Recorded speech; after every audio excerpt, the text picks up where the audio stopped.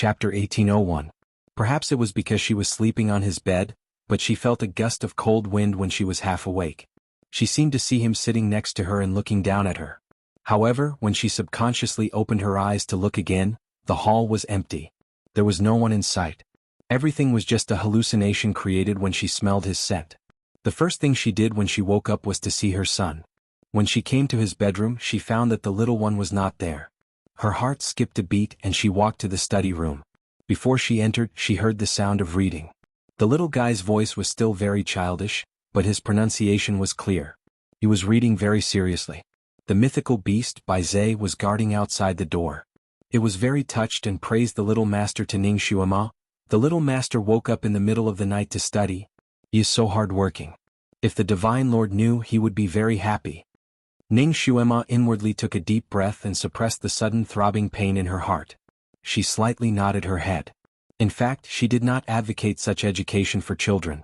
However, now Nianma wanted to study as soon as possible so that his father could come back. This was the little guy's only hope. He was working hard in his own way. Naturally, she would not disappoint the child. She gave Bai Zhe a few words of advice and personally went to the kitchen to check the food that Nianma was going to eat. She had to admit that the flying serpent was very talented in cooking. Every dish looked, smelled, and tasted good. It was as good as Shinjiuli's cooking. She looked at her own hands. They were also a pair of dexterous hands. However, she was not good at cooking. She closed her eyes slightly. When she went back, she would also practice her cooking skills. At least she could let her son eat the delicious food that she cooked. When he came back, she could also show her cooking skills in front of him to shock him. This idea encouraged her. People always had to have a belief and hope to survive. Even if they knew that the hope and belief were illusory, they would still choose to believe. Otherwise, how was she going to survive this 1,000 years of time? She first accompanied her son to eat breakfast and told him to study hard in the palace. If he was tired, he could go play with Bai Zhe and Tengxi and the rest. Don't be too tired. Shen Nianma leaned on her arm and counted his fingers to tell her his plans, including when to study, when to practice, when to eat, and when to absorb the essence of the sun and the moon. Ning Xuema calculated his plan. Combining work and rest, it wouldn't be too tiring and it wouldn't be too tiring. Not a single second would be wasted. Almost all the time would be used perfectly. This learning plan was perfect. This little guy has a pretty good head on his shoulders. He had already learned how to plan things at such a young age. Ning Xuema praised him and told him that she was going out and would be back in about 3 days. She asked him not to worry. Now Shen Nianma was like a frightened bird. He was afraid that he would lose either of his parents. Shen Jiuli's departure had frightened the child. He was trying his best to be sensible in exchange for his father's return. Although he did not say anything, she could see the vulnerability and uncertainty in the child's eyes. If she left without saying goodbye, she was afraid that the little fellow would let his imagination run wild again, and it wouldn't be good if he fell sick again. Little Nianma was very sensible. He did not ask Ning Xuema what she was going to do. He only hugged her neck and whispered, "Mother, come back soon. I will be good." She rubbed her son's head and kissed his pink cheeks. "Don't worry. I will come back on time." Chapter 1802. Ning Xuema actually didn't want to leave her son alone in the palace. If possible, she would rather bring him along. However, she couldn't go out this time. Mother Earth lived in the depths of the Earth's core, and there were many dangers along the way. She had to use extremely profound earth tunneling techniques and other spells to reach there. It was very unsafe to bring her son along. Now, she didn't want her son to take any risks. He was her only support now, and she couldn't allow any accidents. Mount Jiai in the human world. The mountain was high and steep, and the trees were taller than the trees in the forest. The sky was very high, the clouds were very light, and the wind was very light. Nothing had changed, as if the purple fiend hadn't exploded. Who knew how many species had lost their lives in that catastrophe? The animals that were infected by the purple fiend were obviously destroyed by the explosion of the mountain, and the ones that were roaming around now were no longer the same as before. Ning Xuema stood at the foot of the mountain and looked at the peak not far away. That was where the eye of the formation used to be, and Shinjiuli had never come back up after entering that place. 7 days. According to the saying of the human world, today was the 7th day of his death. Ning Xuema's gaze stared at the peak for a long time. It was as if looking at the peak would transform into the person she longed for. She didn't bring wine but tea. When he was alive, he loved to drink tea, all kinds of tea. When she was his disciple and followed him to gain experience, she also drank quite a lot of good tea from him. She knew his taste, so this time she brought the tea that he used to like to drink the most. She sat there cross-legged and personally brewed the kung fu tea for him.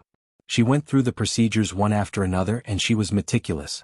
When the first pot of tea was finally brewed, she slowly raised the cup towards the peak. Great God, do you want to drink a few sips? The mountain wind blew and naturally no one answered her. The corner of her lips moved slightly. This is your favorite cloud tea. You once advised me to drink more of this tea, saying that it's good for my constitution. How about we drink it together? She poured a cup of tea onto the ground, and the fragrance of the tea spread everywhere. Then he slowly drank the cup in front of him. She toasted him 3 times before putting the cup down. Gently she said, Great Master, we have agreed on 1,000 years. You can't lie to me. Of course you can come back earlier. The earlier the better. Nianma misses you very much. He is very sensible. He has been studying hard and practicing so that you can come back earlier. She spoke softly to Gao Feng as if he was sitting opposite her and drinking with her. She lowered her eyes and smiled to herself. Guru, that day you asked me to wait for you for 10 days. In the end, I waited for you for 10 years. Do you know? Those 10 years were very difficult for me. I didn't know if you were alive or dead and I was worried sick every day. But compared to now, I'd rather not have it that hard. At that time, I had at least half a chance. But now, Almighty, you went back on your words that time, but luckily you came back. You won't go back on your word this time, right? If you go back on your words again, if you go back on your words again. She muttered, for a long time but couldn't think of anything to threaten him with. Forget him? It seemed that the last thing he did was to erase her memory and make her forget him, so this threat was exactly what he wanted. Would she follow him? He probably knew that she couldn't abandon little Nianma now. She couldn't die now. She closed her eyes slightly and sighed softly. Shinjuli, I really can't threaten you, but if you don't come back I will be very sad. My heart disease may relapse. You don't want me to be in so much pain, right? Then come back. Chapter 1803. Her voice sounded like she was laughing and crying at the same time, echoing in the forest. Suddenly there was a soft sound behind her. She quickly turned around and saw a person coming out from behind the tree. His red robe was slightly dirty, and his handsome face was slightly dispirited. He stood there with a wine pot in his hand and looked at her in a daze. It was Shui Yilan. His appearance was rarely sloppy, as if he had not taken a bath or taken care of himself for a few days. His whole body seemed to have been soaked in a vat of wine, and the smell of alcohol was overwhelming. Momo, I knew you would come today. This was the first sentence he said. The second sentence was, do you want to have a drink? His gaze turned to the highest peak in the distance. I know he does not like to drink, but since it is a sacrifice, of course, it should be done with wine. A few cups of weak tea would not seem solemn. Ning Xuema's feelings toward Shui Yilan were quite complicated. He used to be her closest companion and used to be her guard. He had gone through life and death with her countless times. He had hurt her, but he had also helped her. In fact, he had helped her more than he had hurt her. She looked at him from head to toe and frowned slightly. You have not returned to the Demon Kingdom? Shui Yilan was obviously a little drunk, but his mind was still quite clear. I have returned. I looked at the flower and it has withered. His words were too jumpy, and Ning Xuema finally understood what he was talking about. It seemed that Shui Yilan had previously invited her to the Demon Kingdom to see a kind of flower that did not bloom on time. She did not go because of little Nianma's arrival. She did not expect that he still remembered this. Shui Yilan, you should go back to the Demon Kingdom. The Demon Kingdom cannot be without a leader. Otherwise, the group of little demons would rebel again. Shui Yilan stared at her. You are not in the Devil Kingdom. How do you know that the Devil Kingdom does not need you? Ning Xuema was speechless. Shui Yilan's words were too harsh. She did not want to talk to him anymore, so she nodded at him. Up to you. She wanted to find Mother Earth and didn't want to delay any longer. Momo? Shui Yilan was drunk after all, so he was a little unsteady on his feet. He tripped over a big rock under his feet and stumbled, almost falling onto Ning Xuema. Ning Xuema subconsciously took a step back. Shui Yilan had already steadied himself. His gaze fell on Ning Xuema and a hint of pain flashed through his eyes. However, he smiled and said, You don't have to be afraid. I won't do anything to you. I know you've never loved me. He casually sat on a large rock and looked at the green mountains in the distance with a faint smile. I couldn't compete with him when he was alive and I can't compete with him when he's dead. He raised the wine jug in his hand. Come, Shinjuli, let this king toast you. He smashed the jade wine jug to the ground, smashing it to pieces. The wine inside spilled all over the ground. Shui Lan, you're drunk. Ning Xuema frowned slightly. That's right, I'm drunk. I've been drunk for a long time, I also want to sober up. Shui Lan smiled. He looked at the shards on the ground and said, Are you afraid of pricking him? I'll pick them up now. He squatted down and started to pick up the sharp jade shards on the ground. Ning Xuema closed her eyes slightly.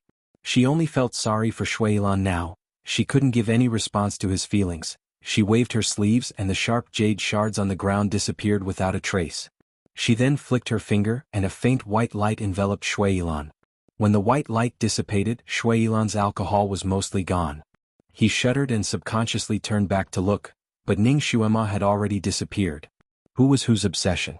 Who could say for sure in love? Chapter 1804. When the white light dissipated, Shui Lan's drunkenness was mostly gone. He shuddered and instinctively turned back to look, but Ning Xuema was nowhere to be seen. He raised his head to look at the green mountain and closed his eyes. No one knew what he was thinking, or maybe he didn't want to think at all.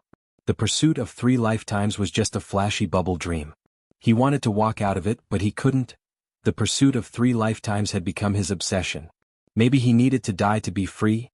Ning Xuema executed her earth escape technique and traveled underground. Countless craggy boulders came at her, then suddenly disappeared. Her body was like smoke that could enter anywhere, quickly penetrating the ground. Rocks, underground rivers, corrosive soil. Even the monsters that resided deep underground were all overcome by her. This underground world didn't belong to any of the 6 realms. Darkness and suffocation were synonyms for this place. If Ning Xuema wasn't a devil master with extremely high martial arts, she wouldn't have been able to reach this deep with just her earth escape technique. She didn't feel anything when she first entered the underground, but after staying for a while she felt like she was being buried alive. That absolute darkness could drive people crazy. She didn't know how long she had traveled underground when a dark red river appeared in front of her. The river was extremely wide, and if she wanted to continue walking she had to jump into the river and continue to dive deeper. She thought it was a lava river at first, but when she got closer she realized it wasn't. This dark red river was extremely cold. Ning Xuema casually threw a stone into the river, and with a "chi" sound the stone disappeared without a trace. It seemed like the water here was 100 times more corrosive than sulfuric acid. Ning Xuema continuously threw a few things into the water. Everything that came into contact with the water would turn into bubbles. General Manager Himu had once told her that Mother Earth didn't like to be disturbed, so ordinary immortals and devils couldn't reach the place she lived. There were a few dangerous passes to pass. This red spring river was one of them. The red spring water was even colder than the yellow spring water. If one wanted to pass through it, they would have to grab the unicorn that resided in the red spring river. They would have to peel off its skin and drape it over their bodies before they could enter the water. Ning Xuema looked at the bubbling water in the red spring river. Where was the unicorn? How was she going to lure it out? Little Nianma was still waiting for her at home, so she did not want to waste any more time. She thought about it and set up an anti-corrosion wizardry barrier on her hand. If her hand was fine, she would cover her body with the wizardry barrier and jump directly. Just as she stretched out her hand, a ray of red light shot over before she could touch the water. Stop. She retracted her hand and subconsciously turned around.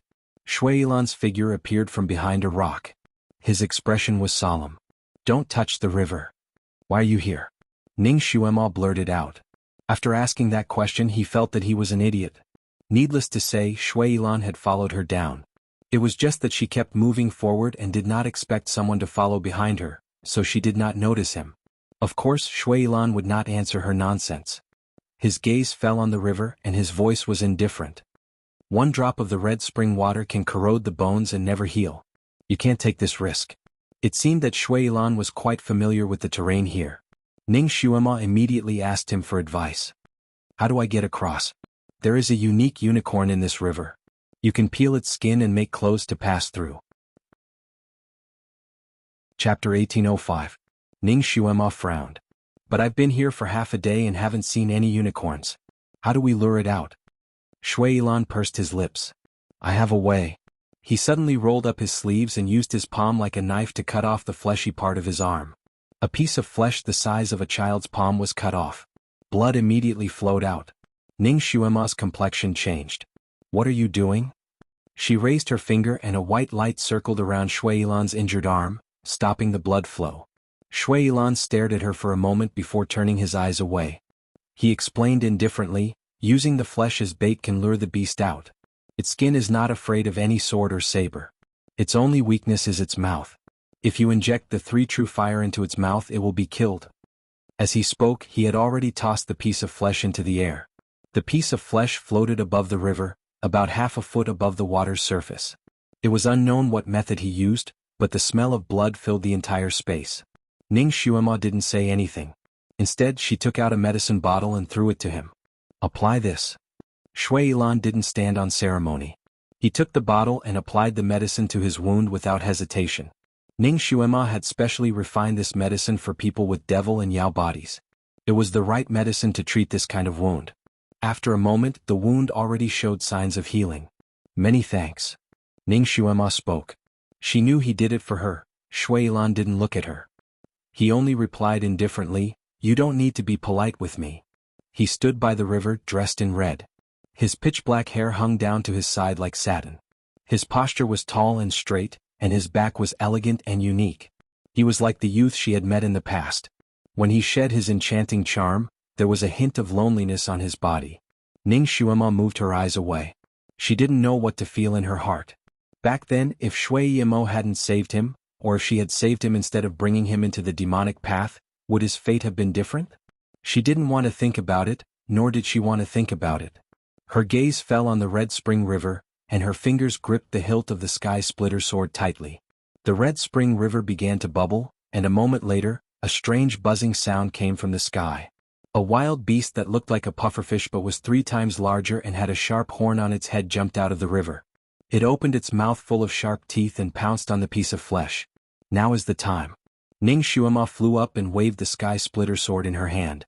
A stream of Samadhi true fire that she had long prepared was like a stream of light and a flash of lightning, flying straight towards the monster's big mouth. The monster was also a smart one.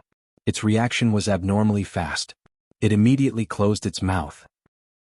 Ning Xuema's 3 true fire hit its lips. Its lips were as tough as its skin.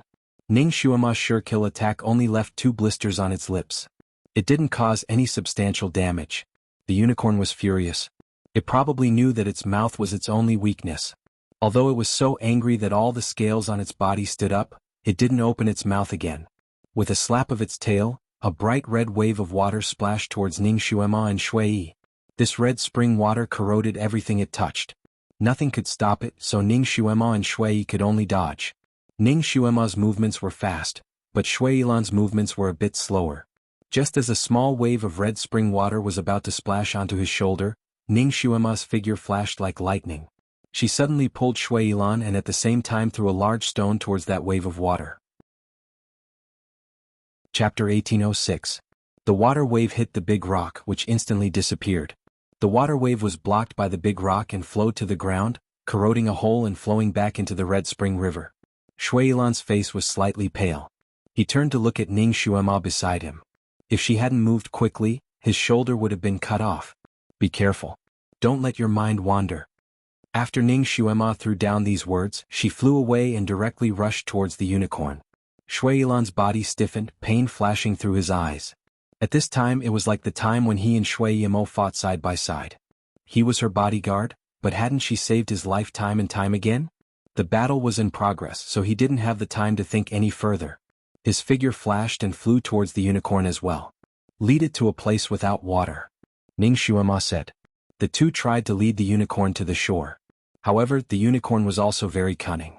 It seemed to know that it couldn't do anything without water, so once Ning Xuema and Shui Yilan got too far away from the water, it couldn't attack them with waves, so it wanted to sink into the water. Damn it. It actually had the intelligence of the sand monk. Ning Xuema cursed in her heart. She steeled her heart and slashed the Sky Splitter sword across her palm. Blood flowed out and dripped onto the unicorn's head. Since the unicorn liked to eat flesh, she only needed to use her blood to lead it to the shore and then cook it. Her plan wasn't bad, but for some reason the unicorn wasn't interested in her blood. Her blood had dripped onto its head, but it could still turn a blind eye to it. Fuck. She had the Demon Lord's blood. Even the Demon Lord's blood was despised. Was it just blood? Did it still need meat? If you can't bear to part with the child, you can't trap the wolf. Ning Xuema steeled her heart and was about to cut off a piece of flesh from her arm. Shui Yilan was already above her. Your blood won't do. Use mine.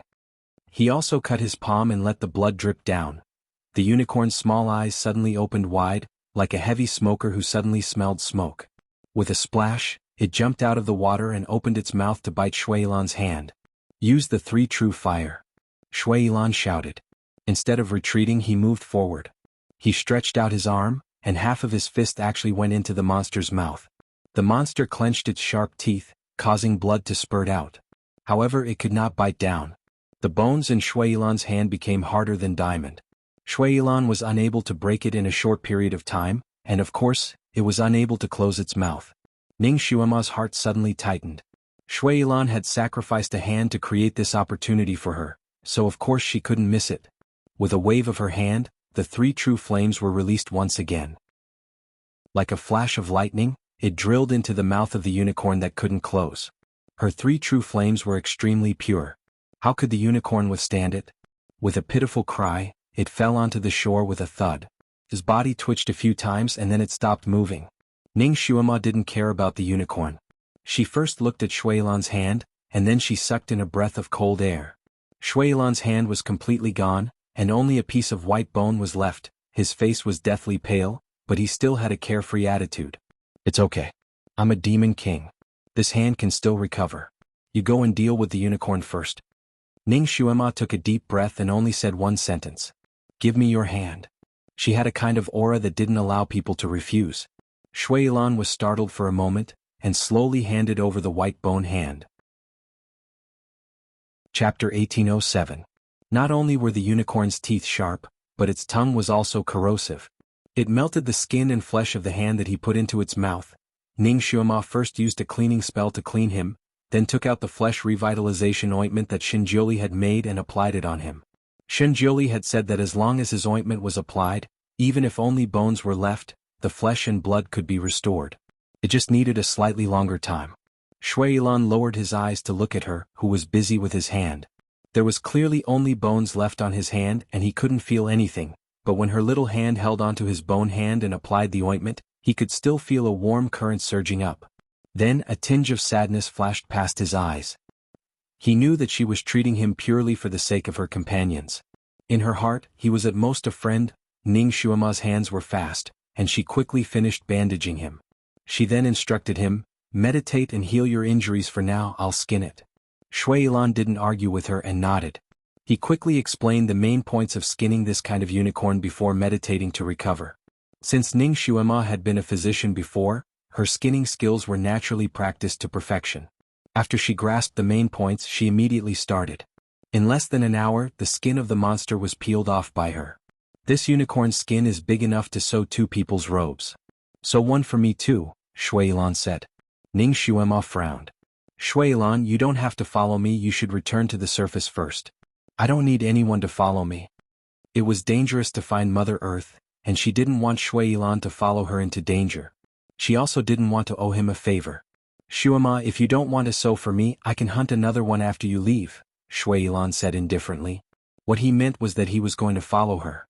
Ning Xuema felt a headache coming on. Shui Yilan, why are you so stubborn? Xuema, I'm not being stubborn and I'm not being selfish. You're the demon master, the backbone of both the demon realm and the demon realm. It's only right for me to protect you. Don't worry, I know my place in your heart, and I won't cause you any trouble. When he said that, Ning Xuema couldn't refute him anymore. However, she knew that Shui Yilan had feelings for her. If she continued to be involved with him, she was afraid that this kind of thing would happen more often in the future. She paused and was about to rephrase her words. Shui Yilan spoke again, Xuema, I'm not here to protect you for nothing. I have a favor to ask of you. Ning Xuema raised her eyebrows. Go ahead. As long as it wasn't a matter of forced feelings, she could agree to anything. Shui Yilan stared at her. Xuema, I know that it's impossible between you and me. In order to protect the Snow Mermaid clan, I'm interested in that Ice Jade Fairy. Ice Jade Fairy also has feelings for me, but she's a fairy and I'm a demon. According to the rules of the demon realm, fairies and demons can't love each other. Otherwise, she'll suffer from the heavenly tribulation, unless the celestial emperor personally promises to marry her. Ning Xuema was stunned. Shui Yilan finally had the idea of marrying her. She still had a very good impression of that ice jade fairy. It was as if a huge rock had been removed from her heart. She couldn't help but smile. When did you and Ice Jade Fairy meet? Shui Yilan glanced at her face and saw her smile. It was a genuine smile of relaxation and nothing else. His eyes darkened. Chapter 1808. His eyes darkened for a second but then returned to normal. When I was sealing Zisha, I cooperated with her. We cooperated very happily.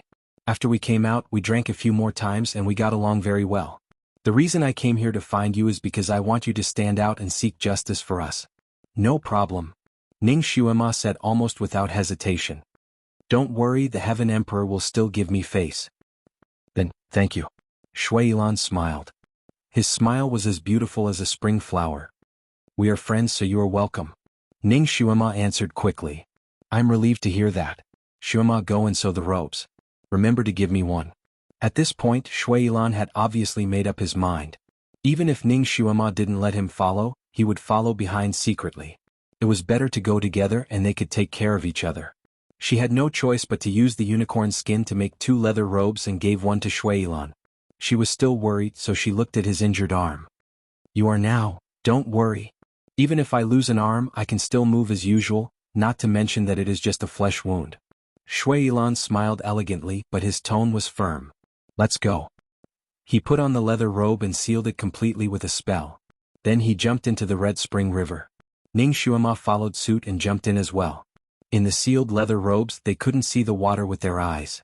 Fortunately, their skills were high enough to open their third eye. Their third eye was different from ordinary third eyes. After opening their third eye, they could see the scenery outside clearly.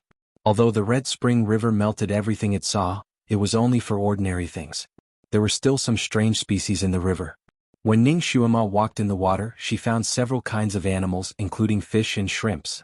Of course, they looked different from those commonly seen on land. Every animal had a mouthful of sharp fangs. Even shrimps could eat meat.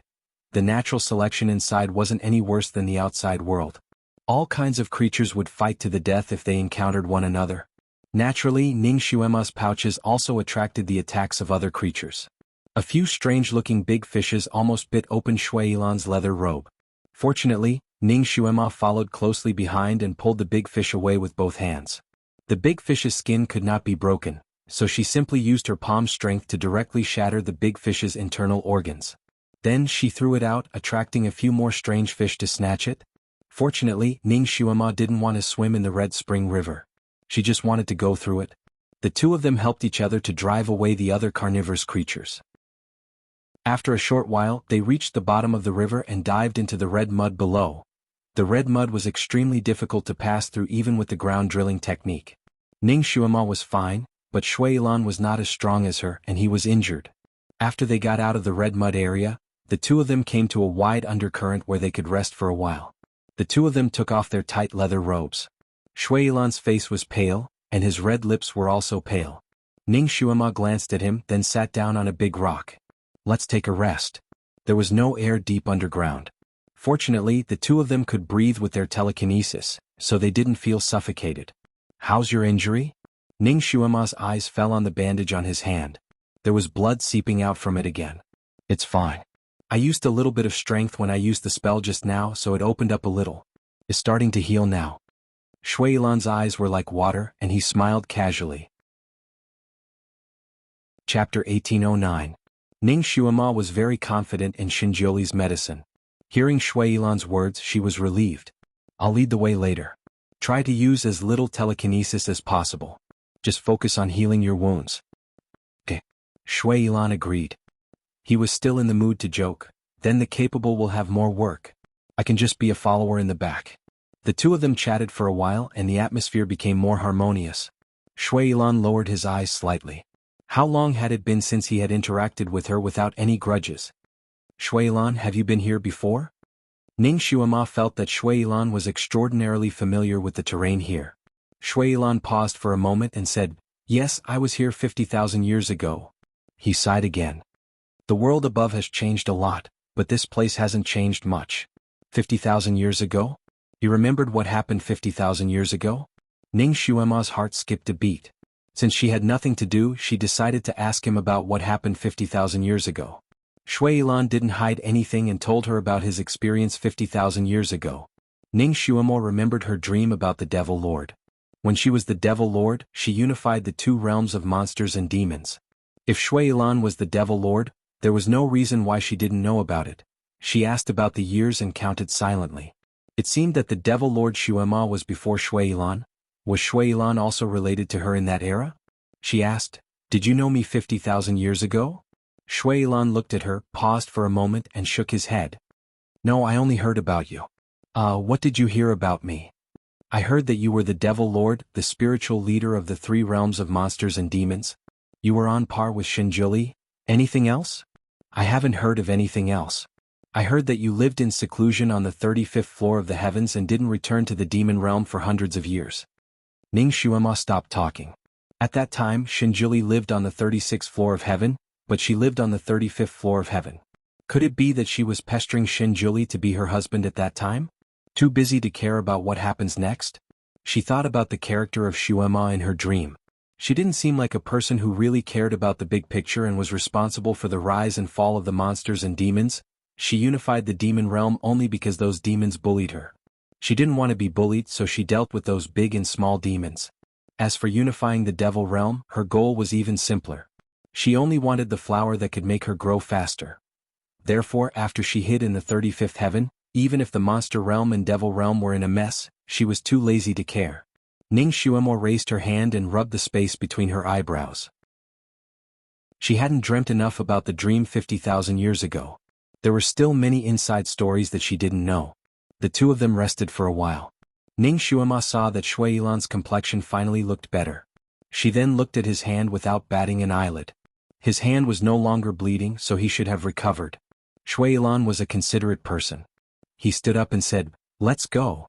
In a cold and dark sea of bones. Yes, there was a sea of bones in front of her.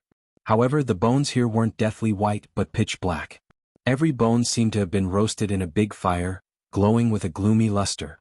Ning Xuema felt like she was in the 10,000 beast bone pit, where all kinds of bones were present. All kinds of animal leg bones, skulls, arm bones, tail bones, ribs, pelvic bones. They were densely overlapped, but all the tips were pointing upwards. All kinds of bone spurs were like swords pointing upwards. Chapter 18:10. If the two of them wanted to continue forward, they would have to pass through this forest of bones. Ning Xuema also knew that everything underground could not be judged with common sense, so she first used the shark veil to roll up a piece of bone to take a look. She felt a chill in her heart. This bone was as hard as iron and cold to the touch. Her shark veil, which was impervious to all poisons, only wrapped around it slightly before it began to melt. If Ning Xuema did not let go quickly, she was afraid that a layer of her skin would have melted. This sea of bones was the same as the Red Spring River. They could not go around it and could only pass through it. "We can set up a barrier to pass through here." Shui Yilan spoke beside her and added, "Set up a wood barrier. Be careful not to touch those skulls. It should be fine." Ning Xuema did not say anything and set up a wood barrier for herself first. "I will scout ahead." Before she could finish speaking, Shui Yilan had already rushed to the front. His voice sounded like he was laughing yet not laughing. "Xuema, you should let your subordinates clear the way. In any case, I have been here once before. I have more experience than you." He took out his sword and flames that were about a foot long appeared on it. From time to time, he would slash the various bones that were blocking the way as he rushed forward. Ning Xuema naturally followed behind him. These bones were extremely strange. They had a very strong regenerative ability. Shui Yilan used all his strength to slash the bones that were blocking the way.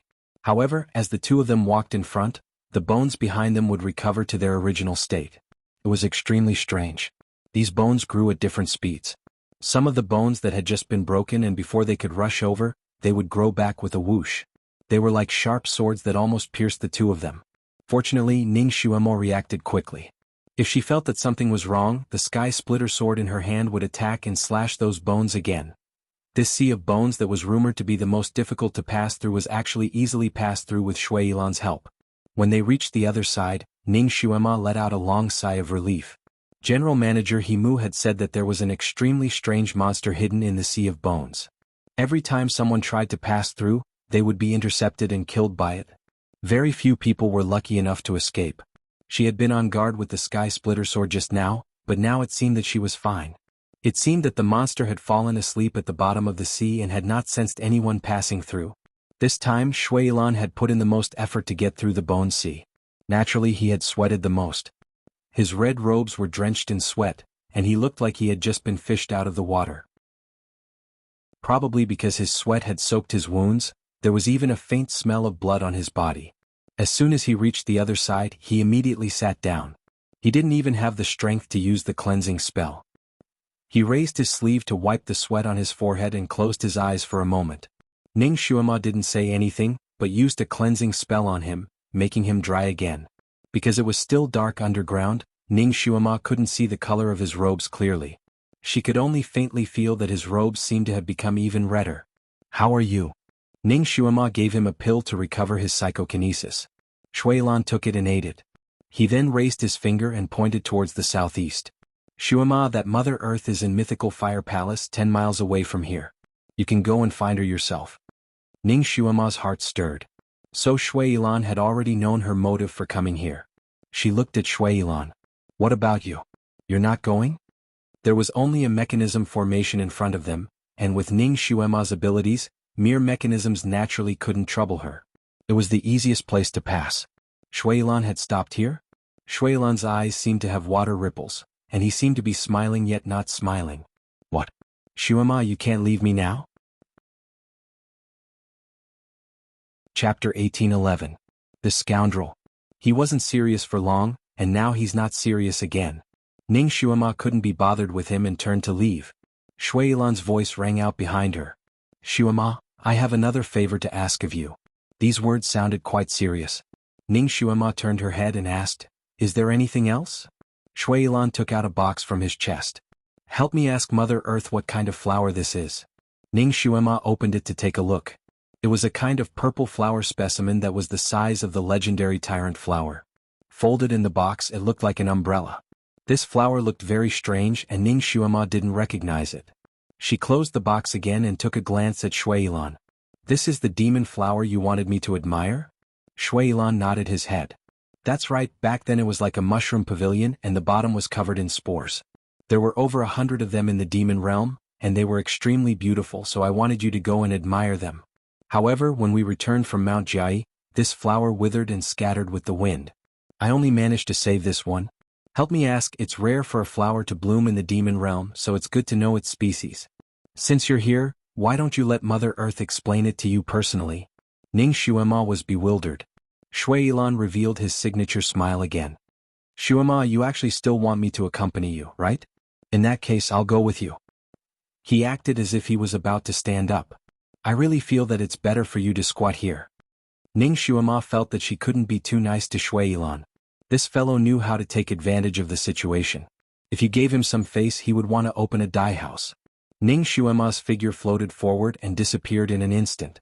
That fellow was exhausted, so it was good for him to rest there. It was just asking about a flower, it was nothing. Ning Xuema thought so, but she did not look back. Shui Yilan watched her figure disappear into the distance. He lowered his eyes slightly and focused on his feet. At some point in time, 2 thin black threads had drilled into his feet and wrapped around his ankles twice. They were very similar to Yu Lao's red threads, except that they were black. Moreover, the black thread that wrapped around his feet was flowing with his blood. The other end of the thread wasn't tied to his lover either. Instead, it stretched straight into the depths of the sea of bones, as if it was the 2 tentacles of a monster. These 2 black lines were extremely thin. If one didn't look carefully, they wouldn't be seen at all. The Li-Fire Palace was a lonely palace. It was built in the depths of a burning swamp. The whole palace was dark and there was not a single light in it. Ning Xuema destroyed 3 traps along the way and finally arrived in front of the palace gate. Black plants crawled all over the palace gates, each strand of which looked like a tree root or a snake, sending chills down one's spine. The gate was tightly shut, and the entire palace was filled with these plants. It was as if there were no living creatures inside. It was simply like a place where an old witch lived. What exactly did this Mother Earth look like? Wasn't she lonely living in the depths of this pitch-black underground? Ning Xuema shook her head secretly and knocked on the door. "Mother Earth, Devil Master Xuema requests an audience." She said it thrice, but there was no response from inside. It can't be, right? Could he not be at home? She raised her hand and was about to knock again, but she didn't expect the door to suddenly collapse inwards, forming a black hole that led straight inside. Ning Xuema was skilled and daring, so she immediately stepped inside. Chapter 1812. Passing through that pitch-black hole, she entered a huge hall that was filled with brown tree roots. She finally saw the legendary Mother Earth. She thought Mother Earth would be a person that looked like an old witch, but when she saw her appearance clearly, it was still out of her expectations. That was a person that had yin and yang in one body. His upper body was that of a woman, and his long brown hair flowed to the ground. He had a small face with delicate features, full breasts, and a slender waist. However, his lower body was that of a man, and his two long legs were abnormally thick. Only the important parts were covered by a large leaf that could barely cover them, making him look abnormally strange. Beneath his two legs were not 2 feet. Instead, they were forked tree roots that went deep into the ground and blended in with the surrounding tree roots. Is this Mother Earth a spirit from some big tree that came to life? This was Ning Xuema's first thought. Her second thought was that this Mother Earth looked familiar, as though she had seen her before. That Mother Earth had a pair of jade-green eyes, and she looked at Ning Xuema. Her gaze seemed to be flickering with fluorescence. Hee Devil Master. I didn't expect you to come again. Come again? Could she have already come here before? That should be 50,000 years ago, right? No wonder she felt this Mother Earth looked familiar. Ning Xuema didn't come here to exchange greetings, so she nodded her head. Xuema is here to ask for guidance. That Mother Earth's gaze was unfathomable, and she smiled. Seeing how you risked your life to come here, I can tell you everything I know. She didn't expect this Mother Earth to be so easy to talk to. Ning Xuema thought she would make things difficult for her a few times. She let out a sigh of relief and took out those broken petals from her storage space. May I ask Mother Earth, what species are these flowers? What are their uses? Mother Earth's gaze swept across those flowers, and her gaze shrunk slightly. Where did you get these flowers from? They were given to me by someone. Mother Earth raised her hand, and those broken petals landed in her hand.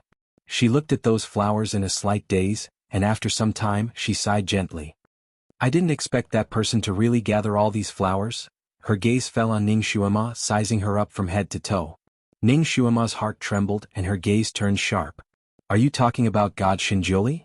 Could it be that Shinjioli had given her the flowers because of Mother Earth's guidance? Mother Earth's gaze was distant. He didn't report his name. I don't know who he is. However, that person is an outstanding talent among men. He is very handsome. Why is he looking for you? Ning Xuema interrupted her.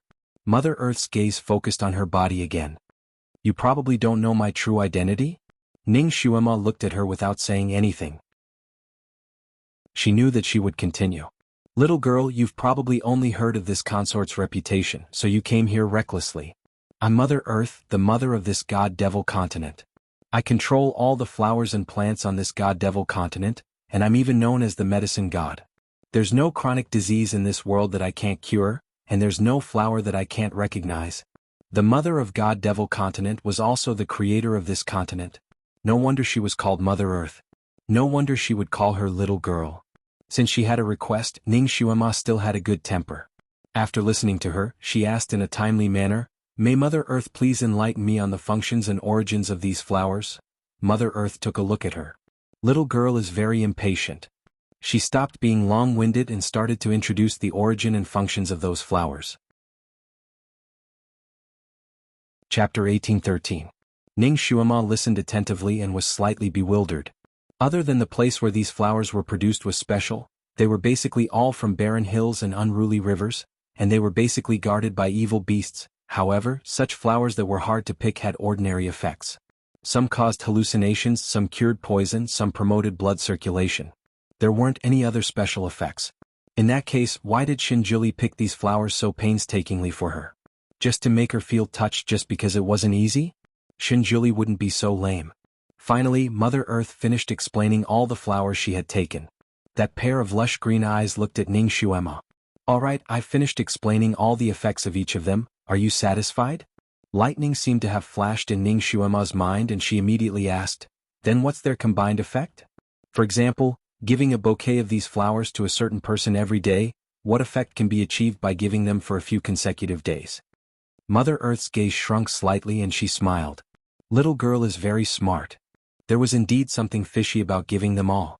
Ning Xuema smiled slightly and waited for Mother Earth to clear her doubts. Mother Earth's gaze landed on those withered petals and she said leisurely, "Actually, these flowers aren't complete." Ning Xuema raised her eyebrows. Shenjiuli had given her flowers for a month consecutively, and even though these flowers were all ruined by her, they were all found back in the end. Even though most of them were just branches or petals, however, she still managed to gather all 30 kinds of flowers, so why did she say it wasn't complete? She waited quietly for Mother Earth to continue. Mother Earth didn't disappoint her and continued, "I asked him to gather 36 kinds of flowers to fulfill all his wishes, but I didn't expect him to only gather 30 kinds. What a pity. What a pity." Ning Xuema's heart almost jumped out. "What's his wish?" Mother Earth examined her again. "Were you unable to grow up originally?" "Yes." Ning Xuema didn't deny it. "Have you lost your memory before?" "Yes." "That's it. If these flowers are separated, they don't have many excellent functions. But if they are gathered together, they have 2 functions. Actually, it has the effect of curing illnesses. If you collect 30 types of flowers and let the patient touch all 30 types of flowers, the last type of flower's pollen can be inhaled into the patient's mouth. If the patient breathes in a breath of God's breath, it can cure the whirling crystal flower's poison and allow the patient to recover to their normal growth rate." Ning Xuema's face turned slightly pale. "What are you doing?" "To treat your chronic illness." This was what Shinjuli said after he kissed her forcefully when he gave her the bouquet of flowers. At that time, she thought he was taking advantage of the opportunity to take advantage of her. It turned out that he was really treating her chronic illness. However, it wasn't her heart disease, but her chronic disease of not being able to grow up. In his previous life, Xuema had indeed stopped growing after eating a type of flower poison called whirling heavenly crystal. In that case, what's the effect if I collect all 36 types of flowers? Ning Xuema looked at Mother Earth's face. Mother Earth smiled. "These flowers actually have a strange characteristic. When 2 or more types are collected, a heavenly fire flower will grow where the collector lives. When he collects all 36 types of flowers, 36 heavenly fire flowers will grow in his flower bed. When these 36 heavenly fire flowers are gathered, a red bean blood flower will bloom. Eating this flower can cure any amnesia caused by spells, and you will never lose your memory." Ning Xuema. So this was the effect of the heavenly fire flower that Shinjuli had always been protecting. Back then, when she had accidentally destroyed his heavenly fire flower, his heart ached because of this. Chapter 18:14. So this was the effect of the heavenly fire flower that Shinjuli had been protecting. When she accidentally destroyed his heavenly fire flower, his heart ached because of this. Needless to say, the reason he wanted to cultivate the blood flower of red bean was for her to eat, to let her recover all her memories. No matter if it was pain or hatred, he would stay by her side and give her an explanation. Some misunderstandings could only be solved after the parties recovered their memories. However, this memory loss didn't seem to be suitable for her. It was more suitable for him. After all, he slept for 900 years and forgot everything when he woke up. He should be the one eating the blood flower of red bean. Then who did he prepare this flower for? For her or for himself? Ning Xuema thought about it carefully, and her heart suddenly moved. The heavenly fire flower that she destroyed wasn't just 36 stalks. She felt that there were many more. Could it be that he cultivated double the amount? With Shinjuli's intelligence and abilities, it was indeed possible for him to cultivate double the amount. Ning Xuema stood there in a daze. She finally solved the mystery of Shinjuli's flowers, but she still couldn't find the reason why he had to die. Before Shinjuli returned to Fantian Palace, he tried his best to get her back. He made these flowers to treat her chronic illness and recover her memories. Moreover, she treasured the remaining heavenly fire flower very much. However, after he returned to the Fantian Palace, everything changed. He only wanted to cure her chronic illness and didn't care about the heavenly fire flower that was left in her Mo palace. This showed that he didn't want her to recover her memories at that time. He even deliberately gave her the cold shoulder, making her feel even more indifferent towards him. This also showed that after he recovered his memories from 50,000 years ago in Fantian Palace, he probably realized that he had to die, which was why he did that later on.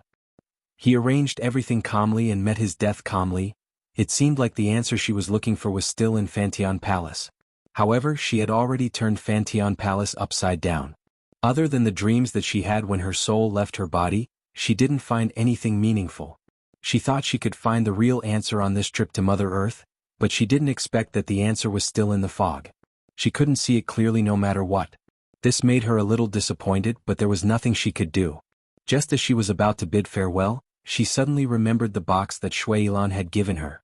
She hurriedly took it out and said, "Mother Earth, there's still a flower that needs to be identified." She passed the box over. Mother Earth took it and took a look. Her gaze congealed slightly, and she suddenly raised her head to look at Ning Xuema. "Where did you get this flower from?" "Demon Realm." "How long has this flower been blooming?" Ning Xuema roughly counted the days and said, "It's been about 10 days. Mother Earth frowned slightly. 10 days?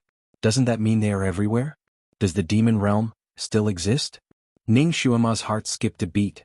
The flowers have already withered, but they are not blooming everywhere. The Demon Realm is still as usual. I wonder what this flower is for? It can devour the Demon Realm? Mother Earth said, Ziwu Chang. This flower was known as the Flower of Chaos. Once this flower blooms, the purple fiend that can destroy heaven and earth will erupt within 3 days. Once the purple fiend erupts, this flower will bloom all over the 6 realms. The flower spores will infect all living beings in the 6 realms with the poison of the purple fiend, turning them into mindless monsters that only know how to kill. Ning Xuema was speechless. So this flower was so evil. It seemed that this flower didn't only grow in the demon realm, it grew in other places too. It was just that he didn't get the news. Chapter 1815.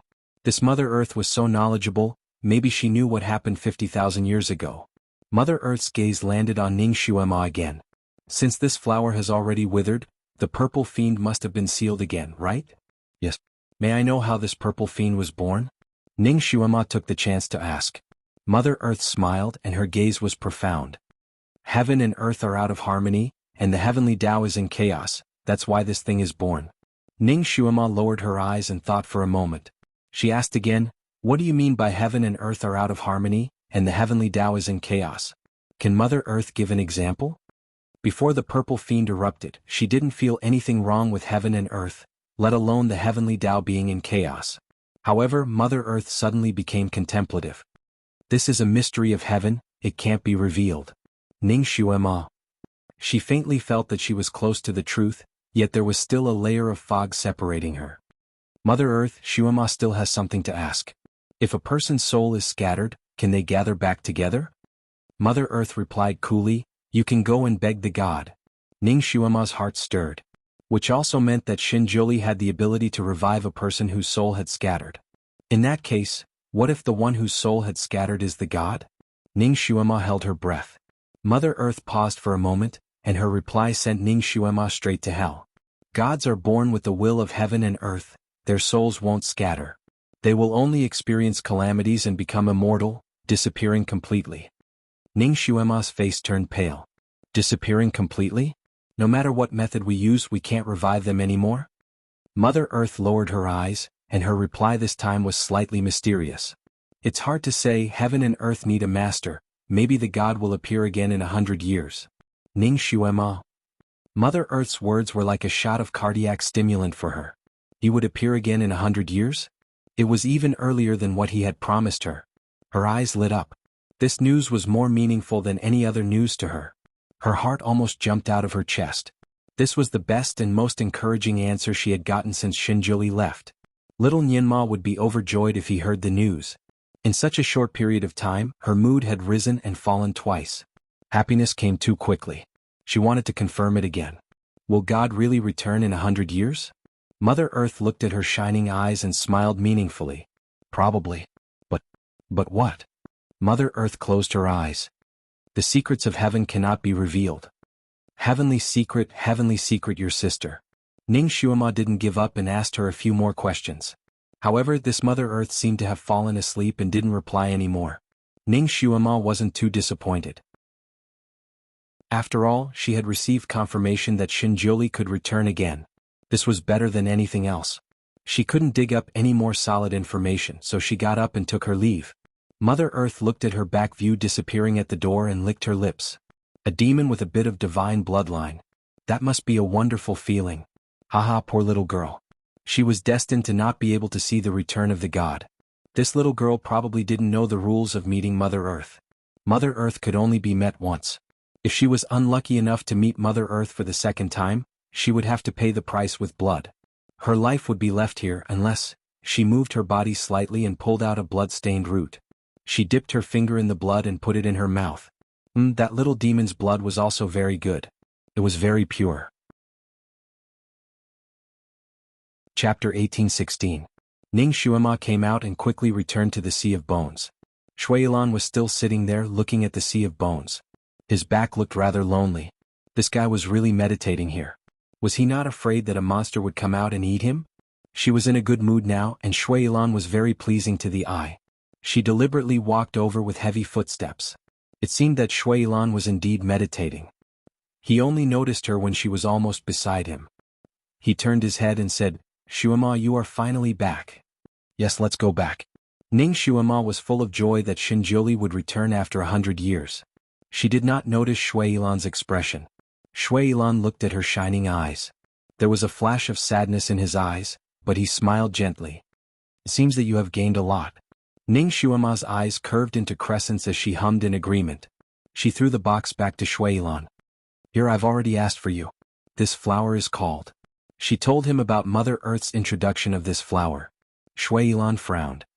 He thought that the beautiful flower represented a kind of beauty, but he did not expect that, the more beautiful the flower, the more poisonous it was. He raised his hand and a ball of fire ignited from the box. It burned into ashes in the blink of an eye. Ning Xuema was not surprised. It was better to burn such a disaster as soon as possible. Shuilan handled it well. The Sea of Bones had completely returned to normal. If Ning Xuema and Shuilan wanted to go back, they would have to go through it like before. Ning Xuema was eager to go back.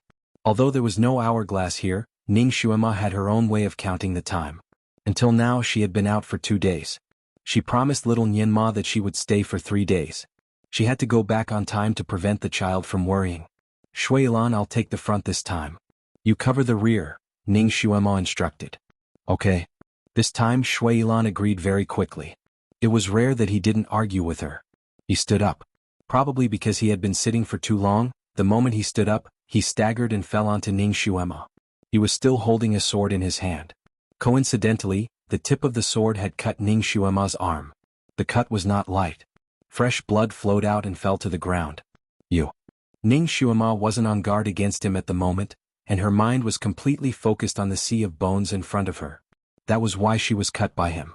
She couldn't help but push him away and retreat 2 steps like flowing water. "What are you doing? What kind of trick did this guy come up with this time?" Shuilan rubbed the space between his eyebrows and laughed carelessly. "It's nothing. I sat for too long and my feet slipped. I didn't hurt you, did I? Ah, you're bleeding so much." He took 2 steps forward and used his foot to wipe the blood away, trying to erase the evidence. Ning Xuema. She looked at her arm. It was just a small cut. Shuilan's sword wasn't poisonous. It seemed that he really had failed. Ning Xuema casually applied some medicine on her arm. She was a devil master, so her recovery abilities were strong. With the help of the medicine, her wound healed abnormally fast. A moment later, the wound had already healed and nothing could be seen. She felt that Shuilan's behavior was a bit strange today. She couldn't help but glance at him. Shuilan's complexion was not as pale as before. There was a bit of color in his face. When he saw Ning Xuema turn around to look at him, he smiled at her flirtatiously. "Xuema, after going through so much, you still think I'm good-looking, don't you?" Chapter 1817. When he saw Ning Xuema looking back at him, he smiled and said, "Xuema, after going through so much, you still think that I'm good-looking, don't you?" Ning Xuema was speechless. She had the urge to kick him. She strode forward and said, "Shuilan, you can be more narcissistic." Shuilan's eyes dimmed, but he quickly caught up with her and said with a smile, "I'm just telling the truth." Ning Xuema ignored him. She held the sky splitter sword in her hand and injected her psychokinesis into it. An arc of fire appeared and slashed towards the black bones. The black bones all fell to the ground. Ning Xuema's figure leaped up and she floated away. Shuilan followed closely behind her. She was indeed the Devil Lord. Her power was much higher than Shuilan's. Wherever her sword went, the black bones, no matter how hard and sharp they were all destroyed. Even the speed of regeneration was not as fast as before. The two of them had an easy journey. Shuilan was more free this time, so he was in the mood to chat with Ning Xuema. "Xuema, will Xinjiuli come back to life?" How did you know that I came here to ask about his resurrection? Ning Xuema asked. Was there a need to ask? He could guess. Other than Xinjuli, who else could make her so desperate? I guessed. Seeing that you look so relaxed, it seems that he will come back. Yes, he will come back. He is a god, so this world must have a master, Ning Xuemo replied. Shui Yilan, who was behind her, paused. Aren't you the master of heaven and earth? Ning Xuema was stunned. She felt as if she had been hit on the head. What? Only then did Shui Yilan realize his slip of the tongue. He smiled and said, I was just joking. You are the devil master. You are only the master of the monster realm and devil realm. You are not the master of the 6 realms? That's right, how could I possibly be the master of heaven and earth? I'm just a devil master, I can't replace him. The Ning Xuema also chimed in, seemingly trying to convince Shui Yilan as well as himself. I'm different from him, I'm different from him.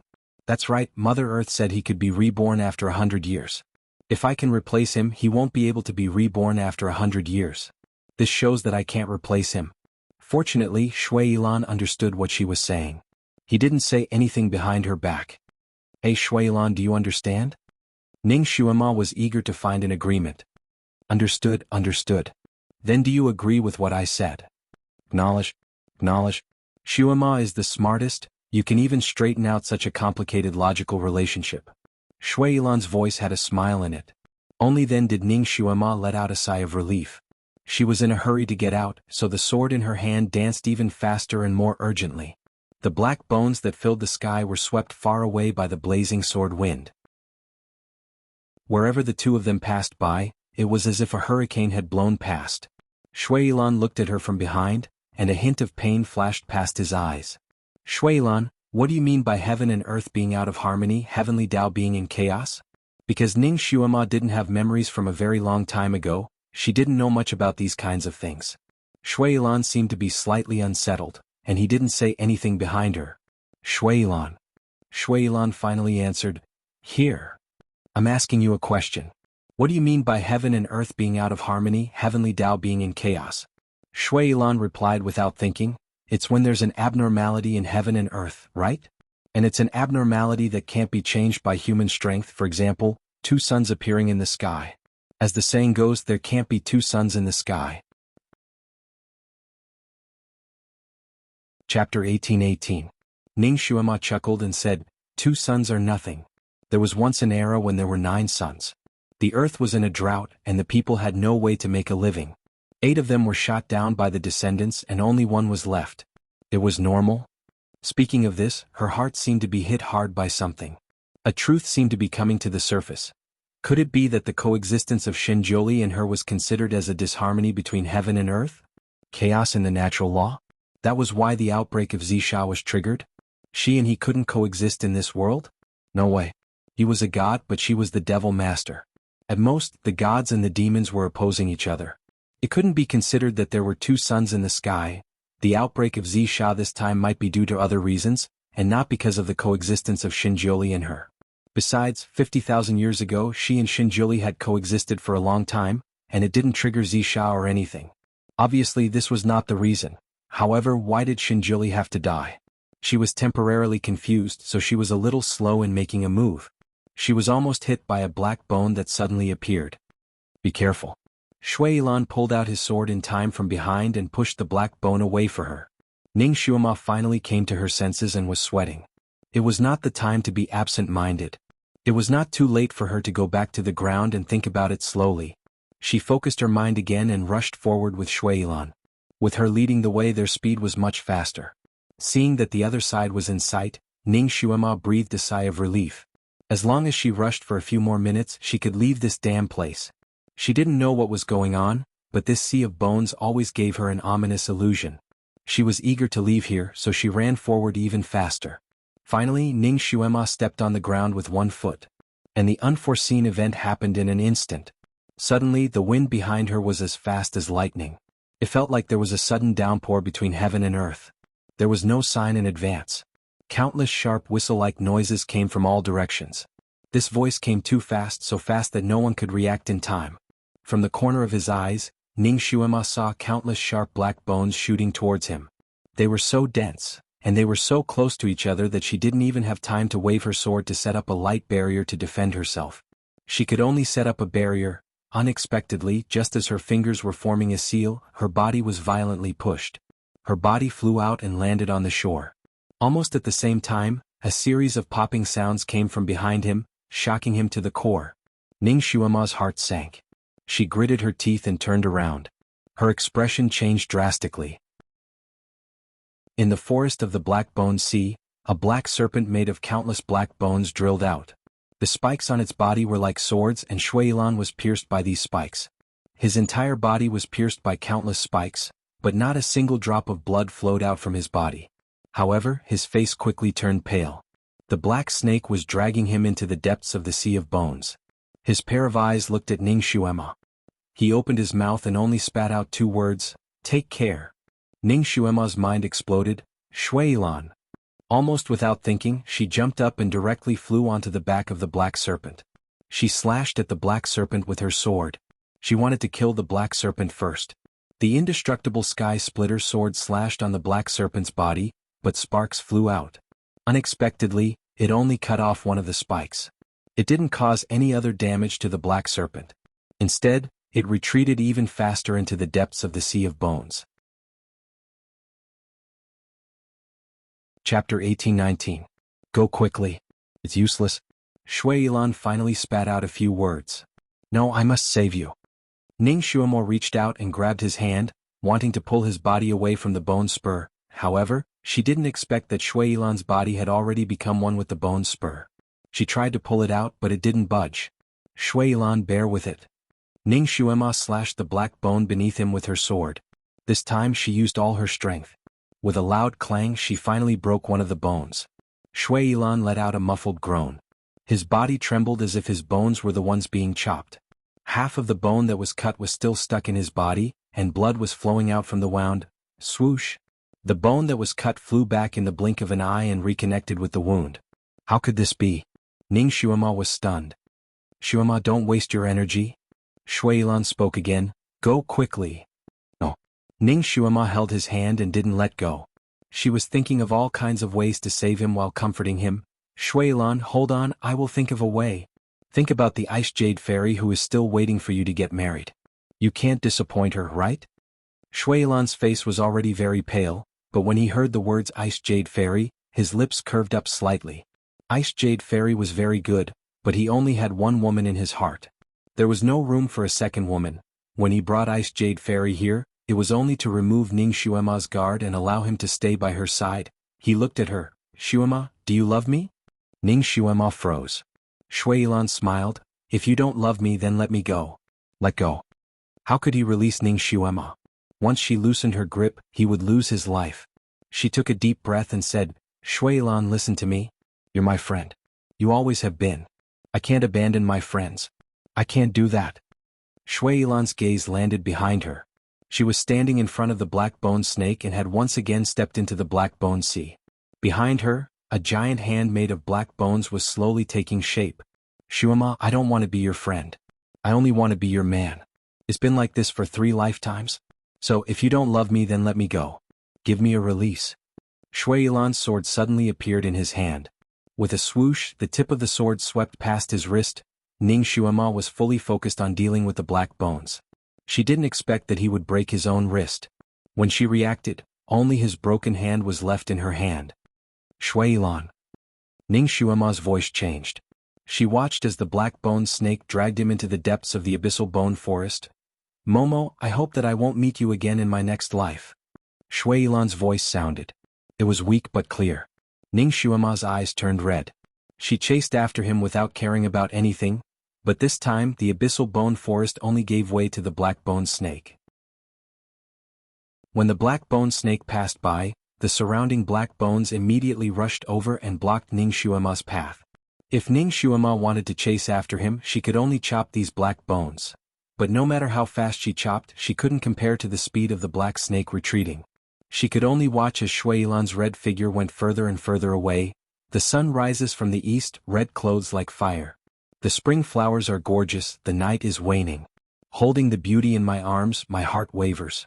The past is hard to recall, the zither and zither are hard to reconcile. A sorrowful song came from the Black Bone Sea. Chapter 1820. What he was singing was the song that Ning Xuema had heard before. Tears streamed down Ning Xuema's face, and she slashed at the black bones around her with all her might. Just as the song stopped, Shuilan gave a long laugh. "If you want to eat this sacrifice, I'm afraid it won't be so easy." Before the laughter ended, a loud bang was heard. The place where Shuilan was at exploded, and a red fog rose up. That red fog flew in all directions, and wherever it went, those black bones seemed to be corroded by concentrated sulfuric acid. Vanishing one after another, Ning Xuema only felt a wave of air rushing towards her, and it swept her to the shore like a whirlwind. Mother Earth of Mythical Fire Palace had her eyes lowered, and she seemed to be waiting for something. Suddenly her body trembled, and she trembled a few times. She quickly pulled back a tree root that was stretched into the ground as if she was scalded by fire. The tip of the snake-like tree root was now in a mess, and fresh blood was flowing out. Damn it! She had fallen for that little demon's trick. She wanted to catch that devil master with a bit of God's bloodline, and not that little demon. That little demon seemed to know everything, and she actually smeared the devil master's blood on her feet, causing her black snake to grab the wrong person. Since one of them was willing to sacrifice in place of another, she could not go and capture the demon lord anymore. What a pity. She had never truly tasted the flesh of a devil master, and it would definitely taste better than ordinary demons. She didn't expect to miss the opportunity just like that. Her blood-sucking black snake-like tree root was still bleeding, and she trembled in pain. That little demon. That little demon had actually used her soul as a sacrifice to use such a killer move at the moment of her death. She had actually been injured as well. When the dust settled, a low growl came from the depths of the Sea of Black Bones, and it gradually disappeared. The Sea of Black Bones was slightly messy, and those black bones recovered slowly after being watered by the blood fog. They looked like they were in a mess. Meanwhile, that big red figure that had once followed beside her had disappeared, and he would never appear again. Shuilan, she had only saved him once, and he had followed her for 3 lifetimes. He had missed her, wronged her, imprisoned her, but he had also protected her many times and saved her from danger many times. Even if he owed her, he had already paid her back. He loved her so much that it was like a moth flying into a flame. He loved her so much that he didn't care about anything else.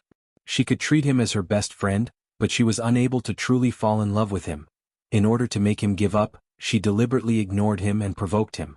However, he had followed her without any complaints and even died for her in the end. "Shuilan, I will avenge you. I won't let you die in vain." Ning Xuema stood on the shore and looked at the Sea of Black Bones. Her face was pale, and her originally black eyes gradually turned red. In the end, they were as red as the morning sun. She had come this time to ask for help, so she did everything according to Mother Earth's rules. He cleared the level normally, asked questions normally, and returned normally. He didn't even use much mana. Little Nianma was still waiting for her at home. If it was not necessary, she did not want to cause any trouble. She only wanted to get the information that she wanted. However, she did not expect that she would lose her friend when she took the normal path. She was already lonely in this world, and she did not expect that she would lose her only friend today. Did she eat her friend? Then she would let the other party get the retribution. For this she would do whatever it took. She raised her head and let out a long howl. Her howl shook the surroundings, and even the black bones that were as dense as a forest of swords trembled. Chapter 1821. She raised her head and let out a long howl. Her howl shook the surroundings, causing even the dense black bones to tremble. The Devil Lord's aura instantly erupted. Under extreme anger, her blood boiled, and the magic power in her body circulated rapidly. It gathered at a certain place. After a moment, it was as if a seal had been unlocked around her body. Suddenly, a golden red light burst out, illuminating the entire dark underground. Under the powerful aura, the black bones in the Sea of Black Bones trembled and made a rustling sound. Some of the black bones automatically shrank back. Since they ate her friends, then they should all be buried together with her friends. Not a single one should be left alive. The sky splitter sword in Ning Xuema's hand shone brighter than the sun. With a swoosh, it was pushed towards the Sea of Black Bones. Landslide and tsunami were not enough to describe the sound of the Sea of Black Bones at this moment. There was a sentence recorded in the remnant of the demon god record. The great demon god war, heaven and earth were overturned, the sun and the moon sank, the mountains and rivers collapsed, and the 3 realms were overturned. because it was too long ago, no one knew what kind of situation it was at that time. After Ning Xuema was reborn in this continent, she had always been low-key. However, within 3 years she had swept through the 6 realms. She did not know how many real experts she had fought, but no one could win against her. If one wanted to make the 6 realms submit, they would only be empty words if they were not strong enough. After she was reborn, although she did not have the memories from 50,000 years ago, she still had more than half of the power that belonged to the Devil Lord. Although she could not remember the moves she used in the past, the magic power in her body was almost the same as before. She was like a dormant dragon.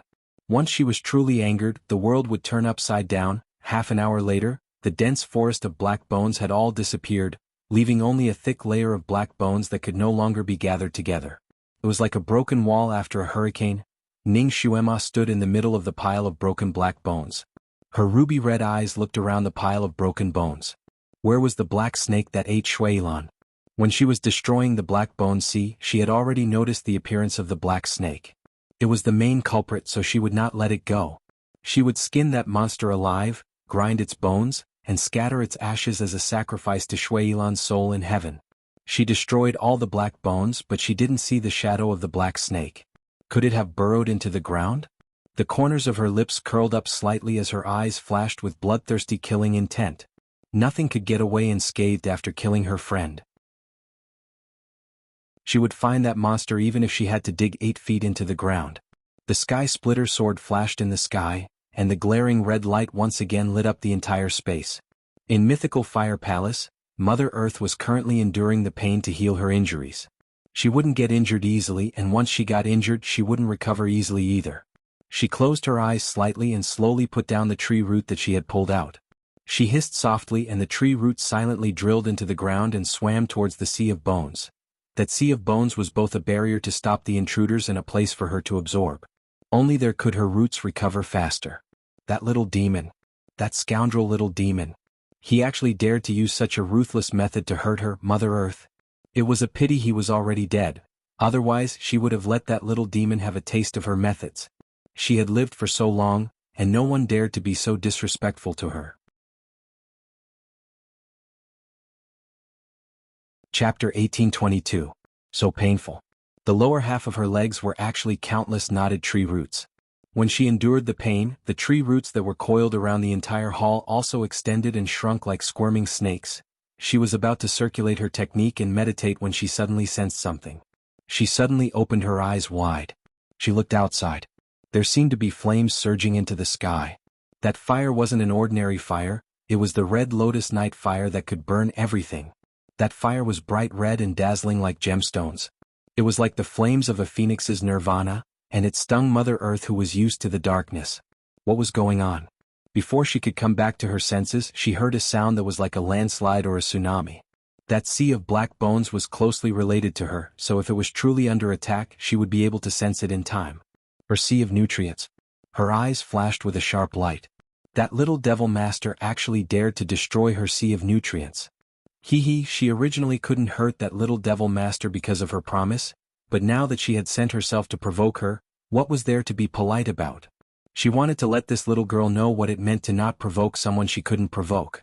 Her finger moved and countless tree roots burst out from her body and burrowed into the ground. Bang! Swoosh! Countless strange sounds came from the bottom of her feet, and countless black snakes burrowed out from the ground. Every black snake was 7 to 8 yards tall, and every black snake looked similar to the one that had dragged away Shuilan. The only difference was in size.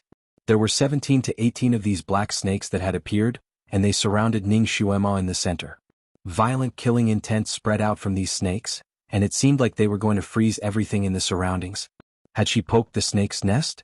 Ning Xuema narrowed her eyes, and that pair of gemstone-like eyes revealed a bloodthirsty ruthlessness.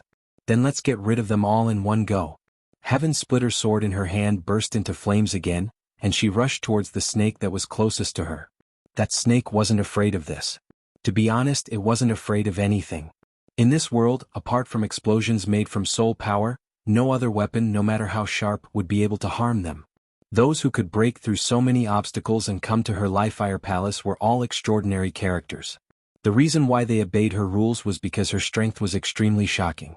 No one could truly contend against her. The main perverted rule of Mother Earth was that a person could only ask her a question once in their lifetime. Once they came for the second time, it meant that they were willing to be her food. There was also a price to pay for asking questions for the first time. For example, when crossing that sea of black bones, 1/3 of one's blood would be sucked away. Mother Earth's perverted rule that he could only come once was usually explained when he was about to leave. Therefore, for those who had come here once, as long as they didn't meet a huge problem that they couldn't solve, they wouldn't come here again. Ning Xuema had come here once 50,000 years ago, but she didn't have the memories from 50,000 years ago, so she came here recklessly. She didn't know that this was her second time here, and she also didn't know that in Mother Earth's eyes she was already her food. Those people who came for the second time weren't willing to be food, and they would usually fight to the death for a while. However, no one could defend against the attacks of the black snakes, and they all became food in Mother Earth's mouth.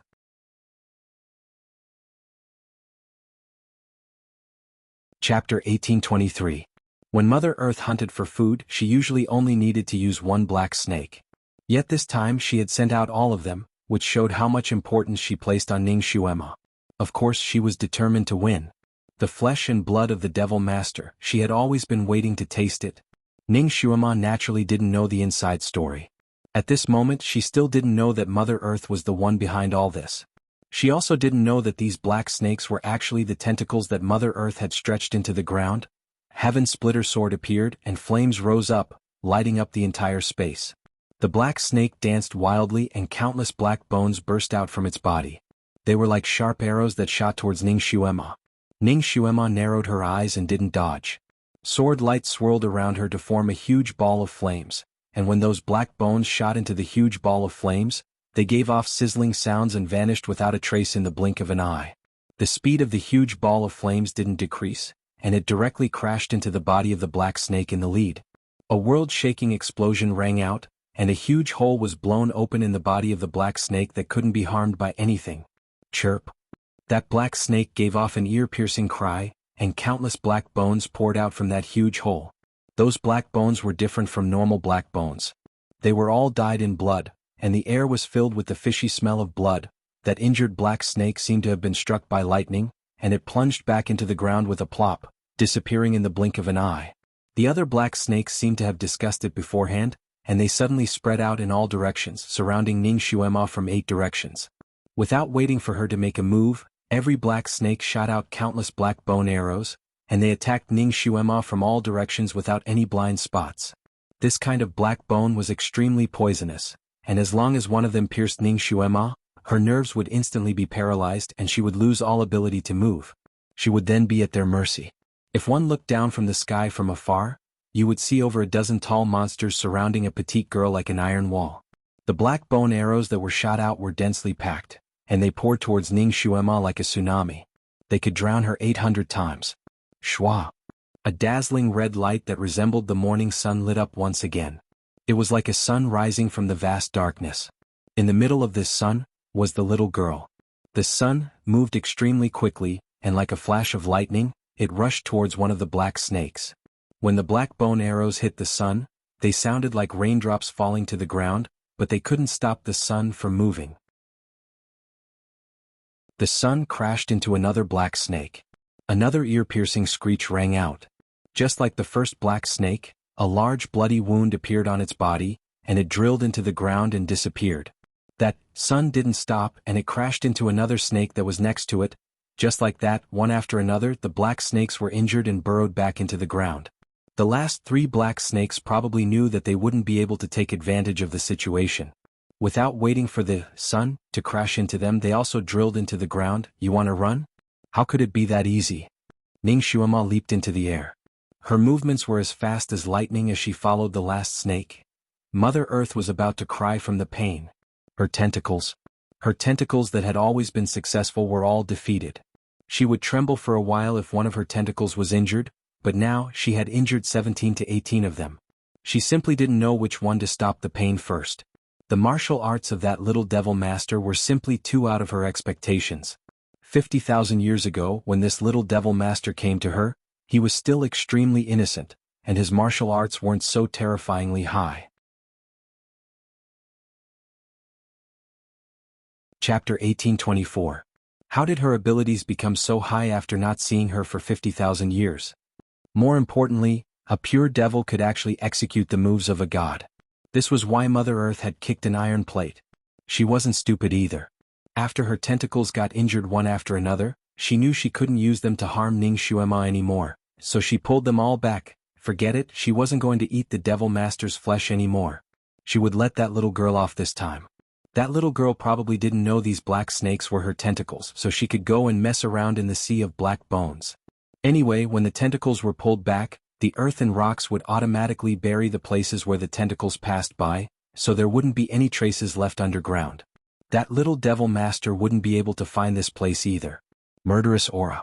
Murderous aura that was like a tidal wave suddenly poured out from underground. With a flash of red light, a person flew up from underground and floated in midair of the hall. Mother Earth's expression changed and countless tree roots swirled around her body, protecting her tightly. Ning Xuema looked down at Mother Earth from above and looked at everything in the surroundings. She instantly understood everything. You are the one who caused my friend's death. She gently spat out a few words. Her voice was indifferent as though she was telling a plain fact. She was clearly wearing fiery red clothes that floated in the air like a burning fire. However, the aura around her body was extremely cold. That was an extremely cold pressure that caused the temperature in the hall to plummet. It was as though the warm mountains and warm waters of Jiangnan had fallen to the North Pole with howling cold winds. Her aura made Mother Earth, who was used to seeing great winds and waves, suddenly feel a chill in her heart. Those who come to see me for the second time have to stay behind to be my sacrificial offering. This is my rule. He replaced you as the sacrificial offering, that's why I let you go. Mother Earth opened her mouth and her voice was also cold. She had lived for God knows how many years longer than Ning Xuema, so the aura around her body was naturally extremely strong. She was neither a demon nor a god. Because she lived deep underground and did not participate in the disputes of the 6 realms, very few people knew about her. However, she was the creator of this continent after all. Naturally, her aura of a ruler was also very strong. It was not inferior to Ning Xuema's. Both of their auras erupted at the same time. Even before they clashed, the great hall of the Livefire Palace already couldn't endure the pressure. Cracking sounds rang out, and if it wasn't for the intertwined tree roots, the walls would have already collapsed. Seeing that someone has already become a sacrifice, I'll let you off this time. Hurry up and leave. Don't make me regret it. Mother Earth threatened. After all, she had lived for so many years and her intuition was still very sharp. She knew that Ning Xuema was a strong opponent when she confronted her. If they really fought, it would be hard to say who would emerge victorious. The most important thing was that the longer a person lived, the more afraid they would be of death. Therefore, Mother Earth was also afraid of death. She didn't really want to fight with her life on the line. She still wanted to live well and continue to be the supreme ruler of this world. Therefore, when she saw Ning Xuema, her first thought was to scare her away. Meanwhile, Ning Xuema only smiled at her threat. You want to let me off? But I don't want to let you off. You have to pay with your life for killing someone.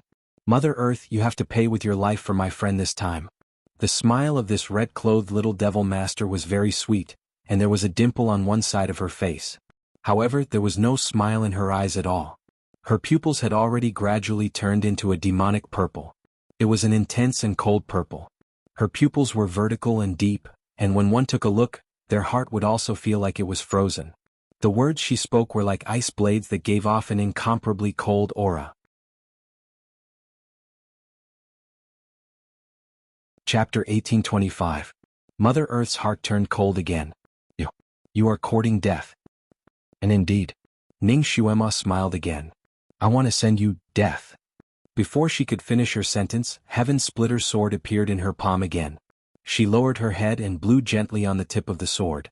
Her posture was devilish and beautiful, yet it made people tremble with fear. Now that she had said this, Mother Earth also knew that there was going to be a bloody battle. Very good, since you are courting death, don't blame me. Mother Earth narrowed her eyes and suddenly waved her palm outwards. Countless black lights burst forth from her body and flipped in the air, transforming into black souls. These souls were densely packed together and formed a black sea that was like a wave. They swept towards Ning Xuema. Soul weapons. Furthermore, they were soul weapons with immense resentment and extremely strong abilities. Ning Xuema's eyes narrowed slightly and she suddenly sneered. This Mother Earth looked like an expert that stood aloof from worldly affairs, But she was actually such a cruel and cunning person. She had been living underground like a groundhog for tens of thousands of years. She had killed countless people, and those who had died here were all turned into soul weapons by her secret techniques. These people were all overlords when they were alive, and now that they had died here silently, their souls couldn't be released, so their resentment was naturally immense. Now that they were released by Mother Earth using her secret technique, they couldn't wait to tear apart everything that was alive. There was a barrier around Mother Earth that controlled them, so they naturally couldn't harm her. Therefore they went straight for Ning Xuema. She was the only living creature here other than Mother Earth. Therefore they wanted to tear her apart. The screams of the ghosts were as sharp as knives, and all Ning Xuema could see were all kinds of human heads that were rushing towards her. Their faces still had the appearance of when they were alive. There were ugly and handsome, male and female, and they were densely packed like a huge tide as they flooded towards her from all directions. Ning Xuema's expression changed slightly. She wasn't afraid of these soul weapons, but she was afraid that there was someone she was familiar with among them. Would Shui Yilan also be among them? Because of this concern, she couldn't unleash the kind of large-scale attack that could truly kill a spirit soul. She could only attack from a small area.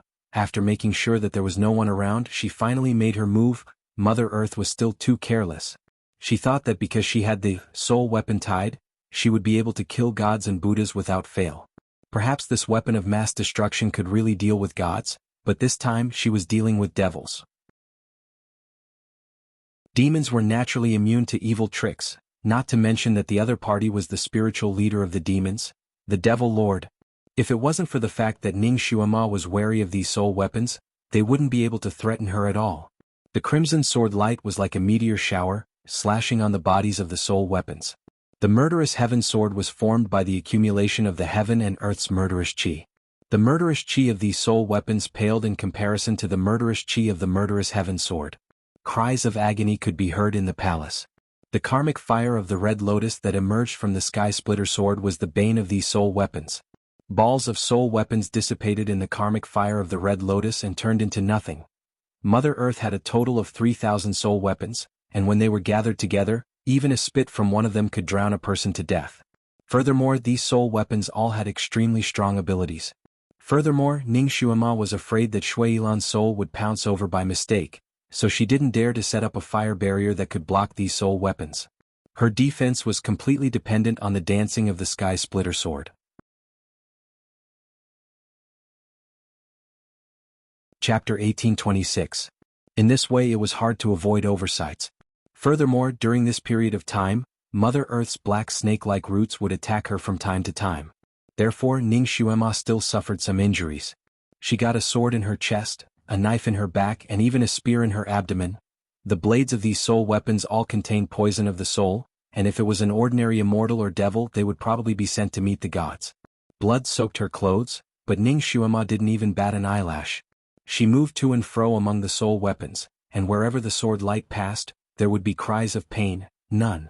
The soul of Shui Yilan wasn't among the soul weapons that she destroyed. As the number of soul weapons decreased, her moves also became faster and faster. 2 hours passed, and when there were only 1 to 200 soul weapons left, Ning Xuema could already take a look at them all. There was no Shui Yilan. She seemed to be disappointed and relieved at the same time. Heaven's splitter sword flew into the sky again, and it split into several hundred swords in an instant. They flew towards the remaining soul weapons like flowing lights. Cries of ghosts and howls of wolves reverberated through the entire space, and black blood splattered down. Mother Earth's perfect killing weapon was destroyed by Ning Xuema just like that. Destroyed. Mother Earth's heart ached so much that she almost pulled it out. However, she couldn't care about her heartache now. She was Mother Earth, she was born here and grew up here. Even though her magic power was high, she couldn't move. In other words, she couldn't run even if she wanted to. She saw the heaven splitter sword in Ning Xuema's palm flying up to attack the remaining soul weapons, and she steeled her heart.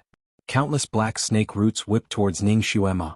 It was obvious that she was bullying her because her weapon was temporarily out of her hand, and she couldn't protect herself. This was her only chance to kill Ning Xuema, so she didn't want to miss it. The black snakes danced wildly and pounced towards Ning Xuema, wanting to turn her into a porcupine.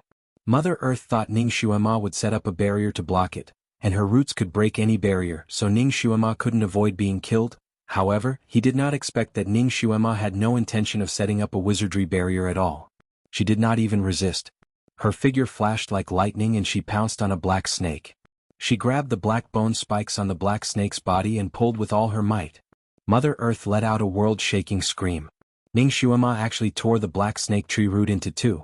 Mother Earth's body twitched from the pain, and before she could do anything, a red light flashed in front of her eyes. That little girl in red had already pounced in front of her, and Heaven Splitter Sword light spat out a red light that was a foot long as it swept towards Mother Earth's neck. Mother Earth was scared out of her wits. In a moment of desperation, he blocked Ning Xuema's sword with his hand. You can't kill me. If I die, the God-fiend continent will be destroyed. The crimson sword pierced through her hand and stopped a few centimeters away from her neck. The scorching sword breath churned around Mother Earth's neck, giving her goosebumps. It also destroyed her usual dignified image. She couldn't care about anything else. She didn't even care that one of her hands had been sliced into two.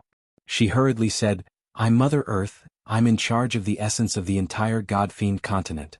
If I die, the mountains will crumble and everyone on this continent will die with me. Is that so? Ning Xuema's lips curled up slightly, and that was a bloodthirsty smile. But what does that have to do with me? Mother Earth choked, and only then did she remember that the other party was a devil. How could a devil care about the life and death of everyone? Ning Xuema's treasure sword moved forward another half an inch, and her smile became colder. I'll count to 3, I hope you can give me a reason not to kill you, otherwise. Chapter 1827. Ning Xuema's sword moved forward another half an inch, and her smile became colder. I'll count to 3, and I hope you can give me a reason not to kill you. Otherwise. She had to force this she-male to hand over Shuilan's soul. However, if she asked for it directly, Mother Earth would use it as a threat, and who knew how much trouble she would cause. Therefore, she had to force her to hand it over herself. Shuilan's corporeal body was gone, but if she could get his soul back, she could send him to reincarnate again. She could even use his soul to condense his body and think of a way to revive him. She wasn't willing to let him die like this. Mother Earth's face was deathly pale. The black snake tentacles on her body were all injured and they were all twitching. She wanted to turn one around and attack Ning Xuema from behind, but she couldn't do it. Originally, it was others who were the meat on her chopping board, but now it was her turn to be the meat on someone else's chopping board. The more afraid of death a person was, the easier it was for them to lose and die when they were truly fighting with their lives on the line. Her martial arts were actually about the same as Ning Xuema's or even slightly higher, but she was afraid of death. On the other hand, Ning Xuema was famous for not being afraid of death. Furthermore, her battle experience was miles ahead of Mother Earth's. Once she fought with her life on the line, even those several levels higher than her would have to admit defeat. Those who were afraid of death would only lose when they met those who fought with their lives on the line. At this moment, under Ning Xuema's coercion, Mother Earth's body trembled like a sieve. I'm not lying to you, once I die, this world will really collapse. You might not be afraid because you are the Devil Master, but don't you have friends and family? They will also die. Before she could finish, the tip of Ning Xuema's sword had already touched the fine flesh on her neck. You really haven't learned your lesson. I already said that even if this world collapses, I won't care. The tip of the sword entered her flesh and a thread of blood flowed out. It was clearly just a scratch, but Mother Earth was so frightened that her face turned deathly pale. You don't. What did you say you wanted? Or what do you want to know? If I have it, I will definitely tell you everything I know. Where is my friend's soul? Hand him over first. Ning Xuema coldly stated her first condition. Mother Earth was stunned and her eyes flickered. You care about him so much? In that case, she could use this as an excuse to fight for a chance of survival. How smart was Ning Xuema? One look at Mother Earth's expression and Earth knew what she was going to do. She smiled and said softly, what do you think? I can kill my own people, but if someone else kills them, it will make me very unhappy. Of course, it doesn't matter if you don't hand it over. It's the same if I make you pay with your life. He is a demon king and you are Mother Earth, using your life to repay his is enough. She blinked her eyes again and smiled even more gently. Forget it, you don't have to hand it over. I'll just kill you. She exerted force with the sword in her hand. Wait. Mother Earth shouted, and she didn't dare to keep him in suspense anymore. Devil Master, it's not that I don't want to hand him over, it's just that his soul really isn't with me. Before he died, he used soul explosion technique, so I'm afraid his soul has already dispersed. Ning Xuema's expression changed. Soul dispersed. His soul had been destroyed again. I don't believe it. Ning Xuema said word by word. You are really not obedient. You still dare to play tricks in such a situation. Her treasure sword suddenly flashed, and half of Mother Earth's ear was gone.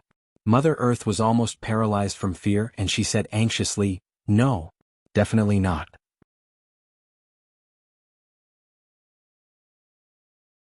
Chapter 1828. Mother Earth was almost paralyzed from fear, and she said anxiously, "No, definitely not. I can swear that what he used then was the soul explosion technique, otherwise my leg wouldn't have been injured." Looking at Mother Earth's expression and words, she didn't seem to be lying. Ning Xuema's fingers that were holding the sword turned cold, and ruthlessness flashed past her purple eyes. "In that case you will have to pay the price. Your soul will scatter, right? I know this technique as well." No. How about this? I can't hand over your friend. How about I answer some questions that you are interested in? Mother Earth was anxious to live, so she tried her best to negotiate. I don't seem to be interested in anything else. Ning Xuema's voice was indifferent. Don't you want to know the exact origin of the purple fiend? Don't you want to know what is the disorder of heaven and earth, the chaos of the heavenly Tao? Ning Xuema looked at her with an indifferent gaze. I feel that this has nothing to do with me. Furthermore, how do I know if you are lying? I might be wrong in the way I do things, but I never lie. I can't lie when it concerns the heavenly Tao. Mother Earth was just short of swearing. Ning Xuema's gaze drooped slightly. These were indeed what she was concerned about, because these might be the key to why Xinjili had to leave. And tell me about it first. Her tone was indifferent, but her heart was slightly raised. You let go of me first. Mother Earth saw that she had the intention to move, so she immediately made a request. I asked you to tell me, I just wanted to hear it for the time being. If I'm satisfied with what you say, I might spare your life. However, it's still too early to let you go now. Ning Xuema naturally wouldn't let her go. If she let her go, it wouldn't be easy to catch her again, and she would have to spend more effort. Ning Xuema's injuries weren't light, and the wounds on her body were very painful. However, she had always been resilient, so no matter how painful it was, she could endure it. She even didn't show it on the surface, as though she couldn't feel any pain. In order to survive, Mother Earth had no choice but to reveal the origin of the purple fiend under the pressure of Ning Xuema's treasure sword. To Ning Xuema, her words were no less shocking than a clap of thunder. His heart sank to the bottom of the earth. A long time ago, the Divine Demon Continent wasn't called the Divine Demon Continent. Instead, it was called the Six Realms Continent. The living beings of the Six Realms only believed in one God. This God was created by heaven and earth and was in charge of the general balance of the six realms. He would not be biased towards any one realm and was worshipped as the master of heaven and earth. In other words, he was the master of all six realms. However, at some point in time, there was a deviation in heaven and earth, and another devil was born. As the demon grew stronger, he became known as the Demon Master. Slowly, he became as powerful as a supreme god and became the master of the three realms. The Six Realms Continent changed its name to the Divine Demon Continent. There can't be two suns in the sky, and there can't be two lords in the people. In fact, the Six Realms Continent only needed one lord.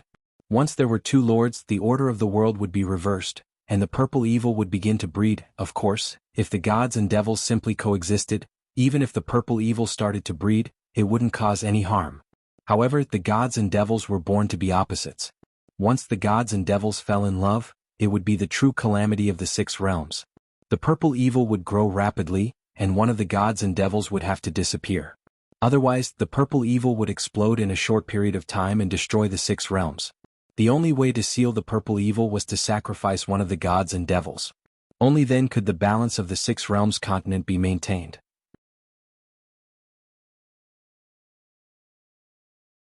Chapter 1829. After Mother Earth finished her explanation, her eyes stared at Ning Xuema's face. 50,000 years ago, Devil Master came to find me once to ask for advice on how to chase after a man. If I'm not wrong, little Devil Master wanted to chase after Venerable God then. Ning Xuema didn't say anything. She didn't have the memories from 50,000 years ago, so she naturally didn't know if Mother Earth was right or wrong. However, she seemed to be very pure and straightforward 50,000 years ago. To find a way to chase after a man, she would go through so much trouble to find Mother Earth. These were all secondary. What gave Ning Xuema the heaviest blow was that only one of her and Xinjili could live. her mind was blown, and she pursed her lips tightly. She said coldly, "I don't believe it. Why can't gods and devils love each other?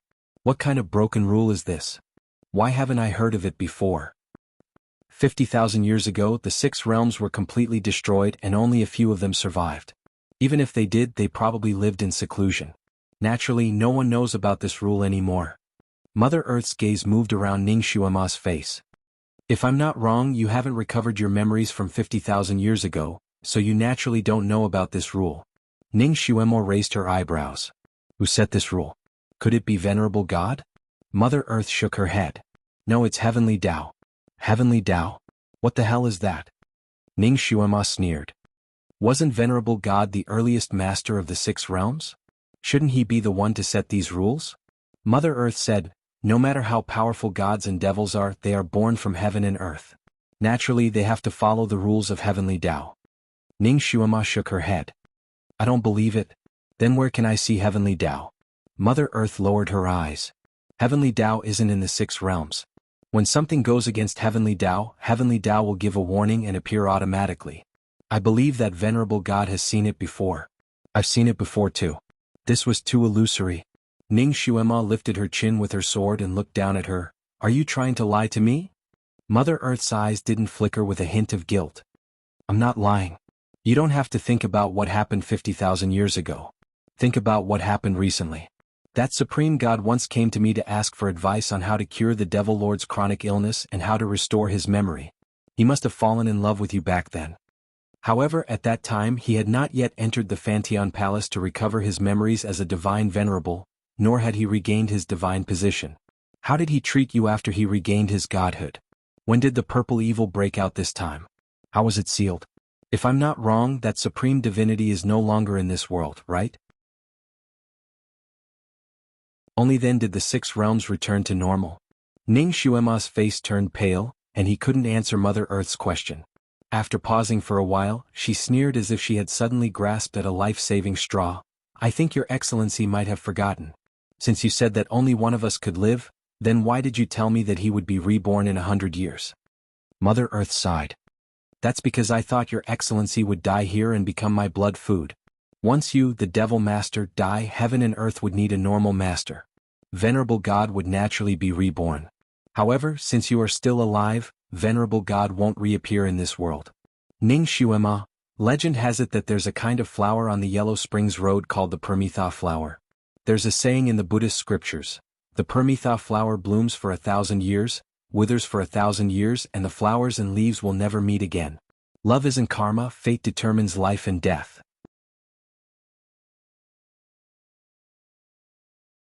Chapter 1830.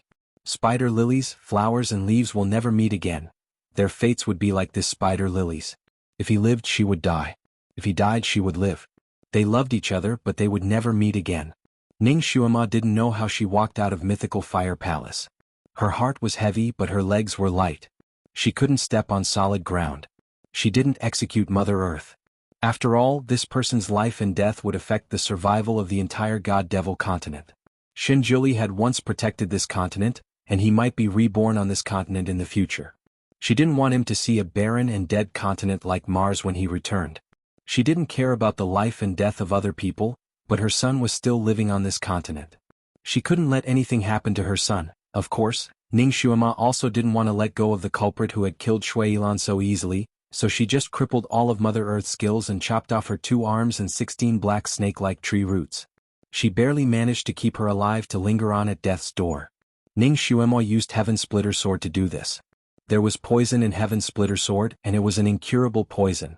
Back then, even with Shinjuli's great abilities, he still couldn't heal himself. Therefore, Ning Xuema believed this Mother Earth wouldn't be able to do evil anymore. She should live her life desperately trying to detoxify herself. She could be considered to have taken revenge for Shui Yilan. Ning Xuema's mind was in a mess.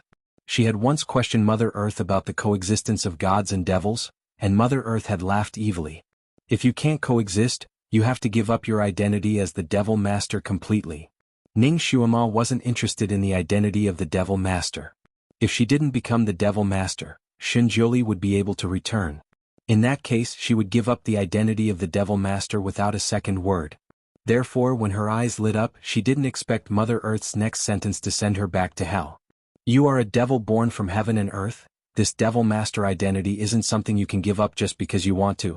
You still need to make a complete sacrifice. Ning Xuema naturally asked what kind of sacrifice she needed to make, but Mother Earth didn't say anything no matter what. Ning Xuema tortured her thoroughly, but she refused to say anything more. She was forced to say, "This is the real God's secret.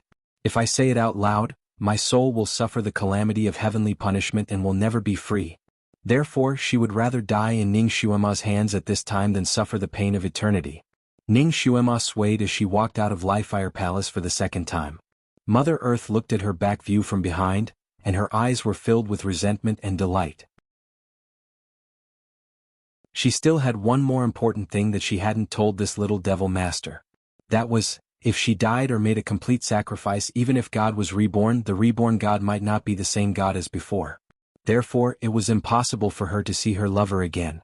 She was destined to be alone for the rest of her life.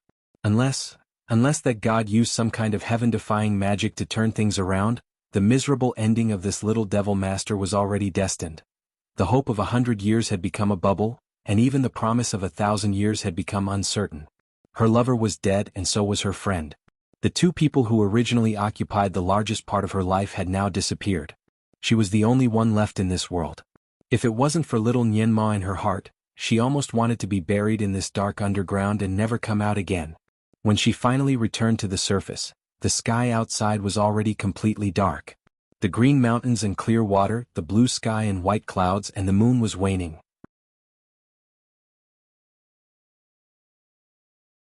Chapter 1831. Green mountains, clear water, blue sky, white clouds, a waning moon. From now on she would be the only one enjoying the scenery, no one would accompany her to watch the clouds roll by. The place she came out from was at the foot of the mountain, and coincidentally, it was the place where she and Shui Yilan had barbecued their game. Now the traces of the barbecue were still there, but that man would never return. She stood on the spot for a while and looked up at the sky in a daze. No one knew what she was thinking about. She also didn't know how long she was in a daze when there seemed to be some movement behind her. She subconsciously turned back and saw a woman in white floating not far away. Her beautiful face was slightly pale, and a pair of ink-black eyes were looking at her. Fairy Ice Jade. Why was she here? Fairy Ice Jade walked over, but she didn't look at Ning Xuema. Instead, she looked at the ground under her feet and asked softly, "Is he dead?" Ning Xuema froze because of this girl's sharp senses. "Why do you ask? Could this Fairy Ice Jade know some inside information?" Fairy Ice Jade still didn't look at her as she stared at the ground beneath her feet.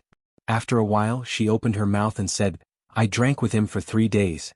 He got drunk and every time he got drunk he would talk about you, Ning Xuema." Fairy Ice Jade continued, "Sometimes I would change the topic for him but he would try his best to bring it back. It was as if he was possessed, crying and laughing one moment. He said he was a fool, he said he was poisoned by your goo and couldn't let go no matter what. He said he wanted to let go but he couldn't do it. He said he would probably only be free if he died."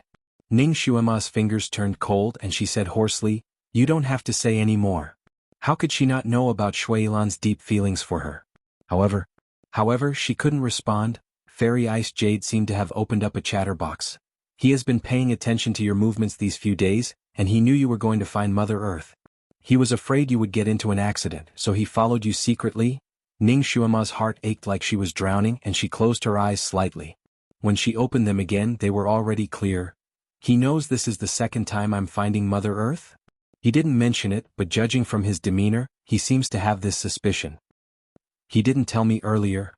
Along the way Shui Yilan didn't mention anything about meeting Mother Earth for the second time. "If he had told you and let you know the dangers involved, would you still have gone?" Ice Jade Fairy asked. Ning Xuema paused for a moment before she finally answered, "I will." Her trip to the underground world was imperative, so it didn't matter whether she knew about this rule or not. The difference was that if she had known about this rule, she wouldn't have let Shui Yilan follow her no matter what. She would have searched for a breakthrough underground and dealt with Mother Earth herself. Shui Yilan probably understood this as well, so he chose not to say anything. He chose to stay by her side and become the sacrifice instead of her. He used his own method to protect her, just like how she had agreed to take him in as a guard in her first life, and he had personally promised to protect her for the rest of his life, until the end of his life.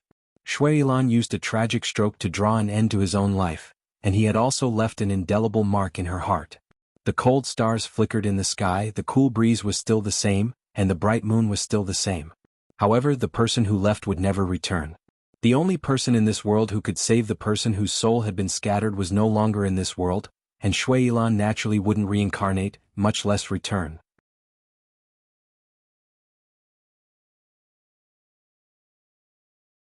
Chapter 1832. The Divine Lord, the only person in this world who could save the soul of a person, was no longer in this world. Naturally, Shui Yilan would not be reincarnated and he would not come back. There was a rush of blood in her chest, and there was a sweet taste in her throat. Ning Xuema staggered a little. The wounds on her body had been treated, so it was not obvious on the surface. Ice Jade Fairy could not tell either. Ice Jade Fairy stood there and slowly took out some fruits and snacks. She also took out a gourd of wine and opened the gourd. She smiled at the sky. Yilan, let me toast you. This is your favorite wine, your favorite fruits and snacks. Her voice was slightly hoarse. It sounded like she was crying and laughing at the same time. Ning Xuema's heart skipped a beat. She finally noticed that Ice Jade Fairy looked very haggard. She looked even more haggard than when she had just sealed Zisha. Have you been waiting for him here? She could not help but ask. Ice Jade Fairy did not look back, but her voice was dim. He has been waiting for you to come back, but I have been waiting for him to come back. She had been standing behind him, but he would never notice her. He only had eyes for his Momo. She knew that he would die this time, but she still waited here, hoping that a miracle would happen. However, the miracle did not happen. Shui Yilan, the man who was as dazzling as fire, would never come back. He used his death to commemorate his love, and also to free himself. However, she could not be freed. She had chased after him for 2 lifetimes, but his eyes never stopped on her. The wine spilled on the ground, and the air was filled with the fragrance of the wine. Ice Jade Fairy looked at Ning Xuema. Do you want to have a drink? Ning Xuema shook her head lightly. I should go. She turned around and strode away. She knew that she might be too heartless in the eyes of Ice Jade Fairy, but she could not care less. If possible, she also wanted to get drunk to relieve her worries. She also wanted to get drunk in the wine town, away from the burning reality. However, she could not. Little Nianma was still waiting for her. She could not break her promise to the child. Ning Xuema finally rushed back to Fantian Palace before dawn. As soon as she entered the palace, before she could see the scenery inside, a small body threw itself into her arms like a cannonball. Mother. Ning Xuema was knocked back a step by him. She picked him up and looked at him in her arms. After not seeing him for 3 days, the little guy seemed to have lost a lot of weight. There were dark circles under his big eyes. It was obvious that he didn't sleep well these 3 days. The little guy hugged her neck tightly and cried, Mother, you scared me to death. I thought you would never come back. Ning Xuema had promised him 3 days. If he counted carefully, she should have come back last night, not at dawn the next day. Shen Yanma was probably traumatized. Although he had been waiting obediently in the Fantian Palace, he had been anxious. He was afraid that his mother would never return. Just like that, he waited and waited. On the 3rd day, seeing that the time promised by his mother had passed, his little heart sank again and again. He simply stood at the gate and stared anxiously. The sound of the wind blowing through the treetops was enough to make him jump up. He was very scared and wanted to cry, but he knew that crying was useless at a young age. The only thing he could do was to wait endlessly. Until Ning Xuemo really came back and opened the gate of Fantian Palace, he was relieved and directly rushed to her. Until he fell into the familiar warm embrace, his little heart was really relieved. However, he still hugged her neck and did not let go.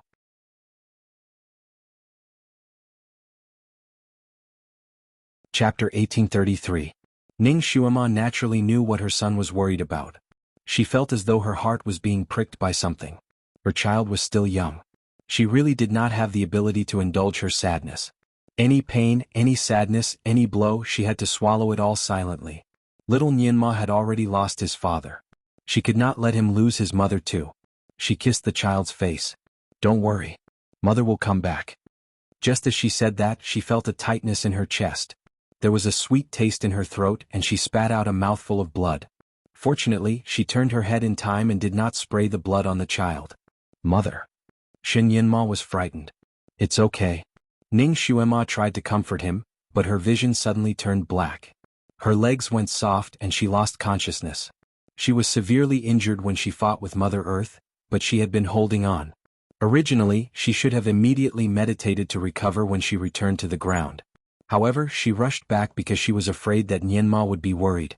Coupled with the continuous mental blows, she finally could not take it anymore and fainted in front of her son.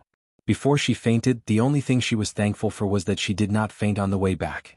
Otherwise, little Nianma would have cried to death waiting for her. She heard little Nianma's voice. In a daze, she struggled to reply, "Mother? It's okay. Sleep. I will be fine after a sleep." Before she could finish the sentence, she completely fainted. The person in reality was no longer there. If she could see him from time to time in her dream, could she treat this dream as reality? Could she treat reality as just a nightmare? Ning Xuema saw Shenjiuli again in her dream. Moreover, she could still clearly understand that this was a dream, and it was an old story from 50,000 years ago.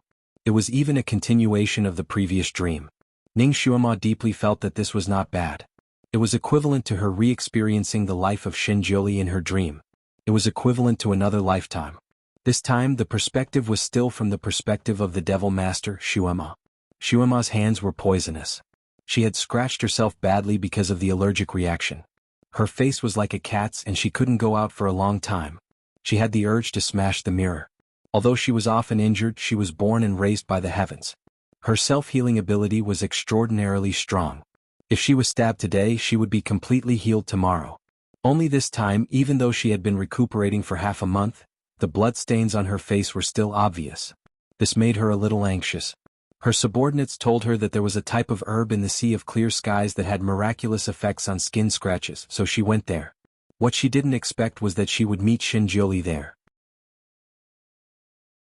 Of course, these days she was thinking about how to make him her husband. However, because of the ugly wound on her face, she didn't want to see him, but she still sent someone to deliver the flowers. Xuema was very tenacious in everything she did.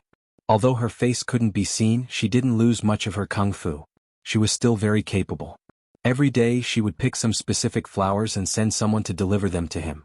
The person who was sent by her to deliver the flowers would come back hesitantly, saying that the flowers had been delivered. But often when they saw the flowers again, they were the same as when they were sent. Other than being a little flat, the position of the bouquet didn't change at all. Of course, occasionally the bouquet would disappear. The person who sent the flowers would happily come back to report to the Devil Master, saying that the Supreme God of Flowers should have received yesterday's flowers. Especially in recent days, the person who sent the flowers would always find that the flowers he sent yesterday had disappeared, so he was even happier when he reported to her.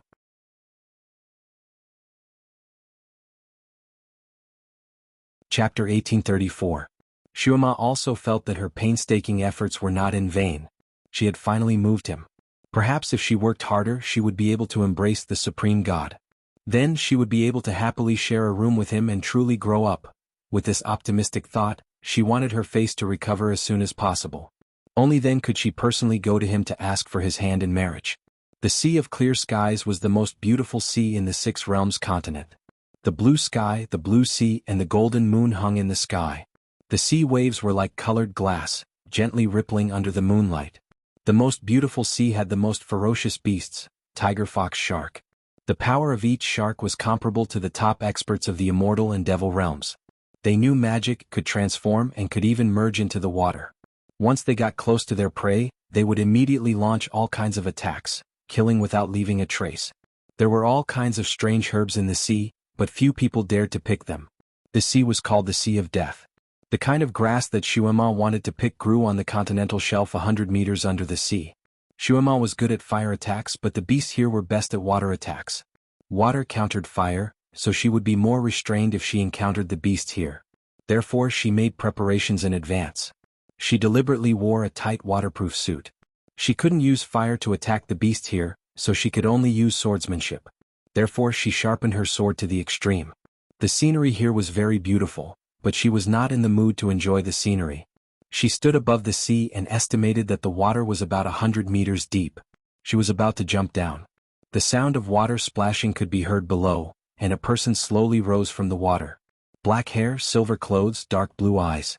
When he appeared, he almost stole the light of the sun and the moon. Shenjiuli. Although he emerged from the bottom of the sea, there was not a single drop of water on his body. His wide sleeves spread out in the sea breeze. His posture was not ordinary free and easy.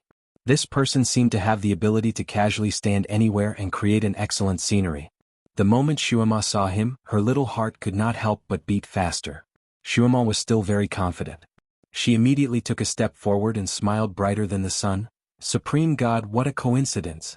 We meet again. If fate brings us together, we'll meet even if we're thousands of miles apart. This is really fate that can't be stopped. The moment Shinjuli saw her, he frowned slightly. He didn't say anything and just said, "What are you doing here? Did you follow me here?" She had really wronged her. Shuema immediately smiled brightly. Under the moonlight, a pair of small canine teeth shone brightly. "Julie, you think too much. I'm here to pick herbs. I didn't expect to meet you here. This must be fate." Shinjuli glanced at her. He obviously did not feel anything for her bright and beautiful smile. He did not say anything and turned to leave. Shuema finally saw him. Naturally, she didn't want to let him go so easily. She flashed and blocked his way. "Julie, have you received my flowers? Which one do you like? If you tell me, I can give you a special one." She had read in a novel that giving flowers was about sincerity. If you found out that the other party liked that kind of flower, you would give that kind to them. This was called catering to their preferences. Usually, when a beauty felt the sincerity of the person who gave her flowers, she would be excited and marry him. Shinjuli was more beautiful than a beauty. He might feel her sincerity and marry her in excitement. Then they could sleep together. Her wish could come true.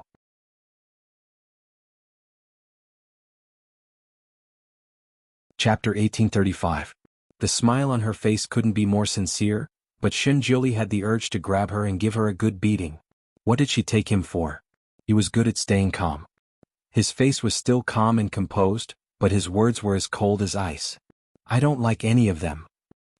"You should like one or two, right? Simple and elegant, rich, extraordinary and refined, there are so many different kinds." "I don't like flowers." Shinjuli cut her off. "Then the green peony and purple linglong that you accepted are?" "I didn't accept them." Shinjuli's voice was still indifferent. "But the flowers that were sent to your door are gone. Didn't you accept them?" "They were in the way, so they were destroyed." Shinjuli answered with 4 words. These 4 words seemed to be a bit of a blow to Shuema. Her bright eyes dimmed. "So you don't like to accept them?" She was still a bit shocked. After all, it wasn't easy for her to pick those flowers. She even got hurt a few times because of them. She didn't expect that her good intentions would be treated like trash by him. "You don't need to waste your effort. I won't agree to your marriage." Shinjuli was too lazy to talk nonsense with her. After saying this, he turned around and left. "Do you think I'm ugly now? I can actually get better." Shuema said unwillingly behind him. It was said that there was a thin veil between a woman and a man. However, the veil between her and Shinjuli was too thick. Shinjuli didn't look back at all. His figure gradually disappeared. Shuema sighed. She was a bit hurt from being rejected by him again and again. She didn't want to chase him anymore. She looked down at the unpredictable sea below her. It was more important to get down to business. With a leap, she jumped down. What? A purple figure suddenly rushed up from the sea. At the same time, Shuema was jumping down. Coincidentally, the two of them jumped up and down, and Shuema crashed into that person. The man staggered after being hit. Fortunately, his kung fu was very good. He was not smashed into the sea by Shuema again. Instead, he raised his sleeve and hugged her. After swaying a little, he steadied himself in the air. Then he looked at the person in his arms. His hand trembled, and he almost threw her into the sea again. So ugly. Shuema's lips twitched. She was indeed disgusted by her current appearance. With a flip of her body, she had already escaped from that person's embrace and was sizing him up a few times. That person was dressed in a gorgeous purple robe. Her features were picturesque, and she had a natural smile on her lips. She was as beautiful as an orchid tree. He looked elegant, and refined. He held a fan in his hand and waved it in the sea breeze. What a show-off. Shuema replied to him. She had never been at a disadvantage, so naturally she would not be at a disadvantage with her words. That person smiled. Miss, why did you jump into the sea? Your appearance? Although you are a bit unconventional, you don't have to seek death, right? You should know that life is not easy. This person seemed to be comforting her, but every word and sentence of his was stepping on her sore spot. Shuema had the urge to scratch him. She raised her head. I'm not ugly. I'm just a little hurt. I'm not seeking death. I'm just here to pick herbs. That person touched the fan with his fingers and raised his eyebrows in surprise. Me? Miss you are? Devil Master IMO, Shuema introduced herself.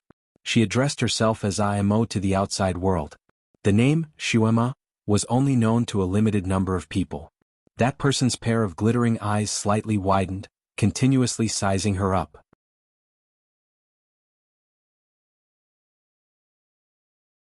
Chapter 1836. He did not expect the little girl in front of him to be the famous Devil Lord. He touched his fan again and bowed. So it's the Devil Lord. I didn't know and have offended you. He looked at Shuema again. Devil Lord's face is? Shuema said, I'm injured, so I need to pick herbs to treat it. The herb you want to pick is the cinnabar orchid? Shuema's eyes lit up slightly and she nodded. It seemed that the cinnabar orchid was indeed the herb to treat her face. The man in front of her also said so. The man frowned slightly. I'm afraid the cinnabar orchid is not easy to pick. There are tiger fox sharks guarding it. Shuema did not care. It doesn't matter. The tiger fox sharks are no match for me.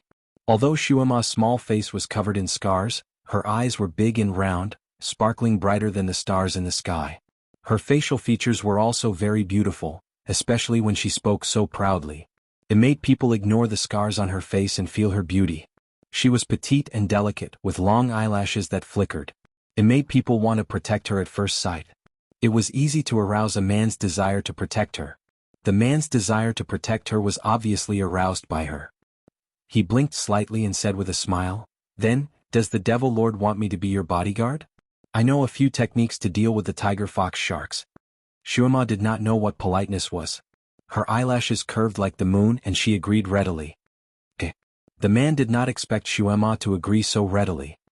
He was slightly stunned and looked at her with a complicated gaze. Do you know me? Shuema tilted her head and looked at him. I don't know you. You don't know me, but you dare to let me take the risk with you? The man could not help but ask. Shuema blinked and said very impolitely, Why wouldn't I dare? If you dare to play tricks, I'll beat you up. She had rarely met a match in this world. The only one who could be considered a match was probably the supreme divinity. As for the others, her battle record was extremely brilliant.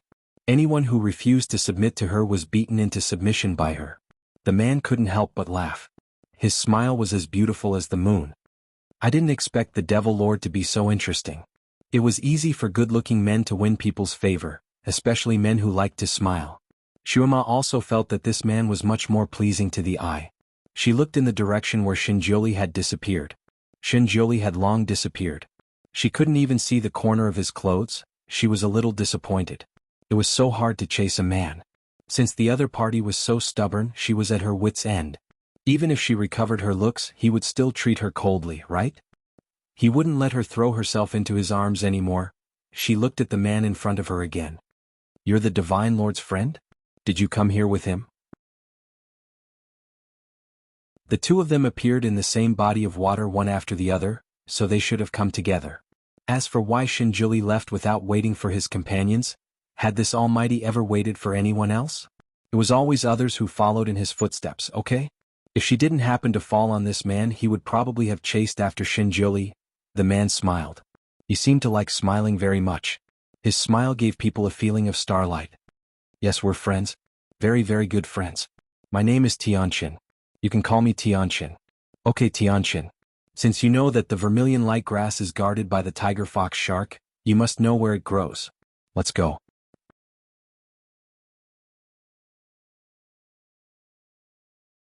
Chapter 1837. Shuema was a straightforward person. What she urgently wanted now was to recover her face. Dao Tianqin nodded slightly. Okay, I'll take you there. The bluer the sky, the darker the sea. When they reached the depths, the sea and sky were already the same color, making it difficult to distinguish between the blue sky and the sea. Dao Tianqin finally stopped. This is the place. Shuema looked down. The sea here was deep blue like a gem. The snow-white waves rolled and the moonlight spread on the surface of the sea, sparkling like fragments of silver. The scenery here wasn't just any ordinary beauty.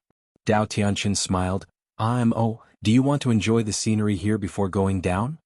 No thanks. Shuema was not in the mood to enjoy the scenery. Let's go down to pick the herbs. Her figure rose and with a splash she jumped into the sea. The sea looked so beautiful, but she did not expect it to be so cold. The temperature was 10 degrees below zero, but there was no sign of it freezing. This made Shuema a little unprepared. She shivered as soon as she entered the water. What was even more unexpected was that her waterproof clothes instantly froze the moment she entered the seawater. The clothes stuck to her body, making her feel extremely uncomfortable. She heard the sound of water splashing, and Dao Tianxin landed beside her. Most likely he was already prepared for this, so he didn't notice anything unusual. Inside the water, he looked at Shuema's pale face and stretched out his arm to gently hug her waist. "I forgot to remind you. It's very cold here. I can warm you up." He grabbed nothing but air. Shuema's body was faintly flowing with red light. After a while, her face returned to normal. "It's okay, I can warm myself." She was obviously using the corresponding magic, and her body seemed to be covered by a layer of light red cover. Dao Tianxin was slightly stunned and praised with a smile, "Mo's skills are indeed profound." Mo did not buy the compliment and urged, "Where's the vermilion light grass? Let's go. Follow me." Dao Tianxin swam in front. Dao Tianxin swam in front of them at an extremely fast speed, like a barracuda piercing through the water. Surprisingly, Shuema didn't fall behind and followed closely behind him. She set up a barrier around her body. Although it could keep her body warm and her movements were flexible, it consumed a lot of magic power. After swimming in the water for half an hour, she was a little tired. "Why aren't they here yet?" She couldn't help but ask. "Almost there, almost there." Dao Tianxin swam a little slower, side by side with her, and looked at her with concern. "Are you tired? Why don't I take you for a swim?" He reached out his hand to her. His hand was slender and fair, as delicate as jade. This reminded Shuema of Xinjiuli's hand. The shape of their hands was very similar. Shuema didn't want him to hold her hand, but when she saw this familiar hand, she couldn't help but reach out her hand for him to hold. However, when he held her hand, she immediately felt the difference between the two. Xinjiuli's hand was warm and dry. Every time he held her small hand, she felt warm. However, Dao Tianxin's hand was slightly cold and slippery, probably because they were in the water. His 5 fingers were also much softer than Xinjiuli's. When he held her hand, she felt like she was being entangled. So when she felt that something was wrong, she immediately wanted to withdraw her hand. "I'll swim by myself. Don't try to be brave." Dao Tianxin's voice was gentle, but his grip on her hand was strong, and he had no intention of letting her go.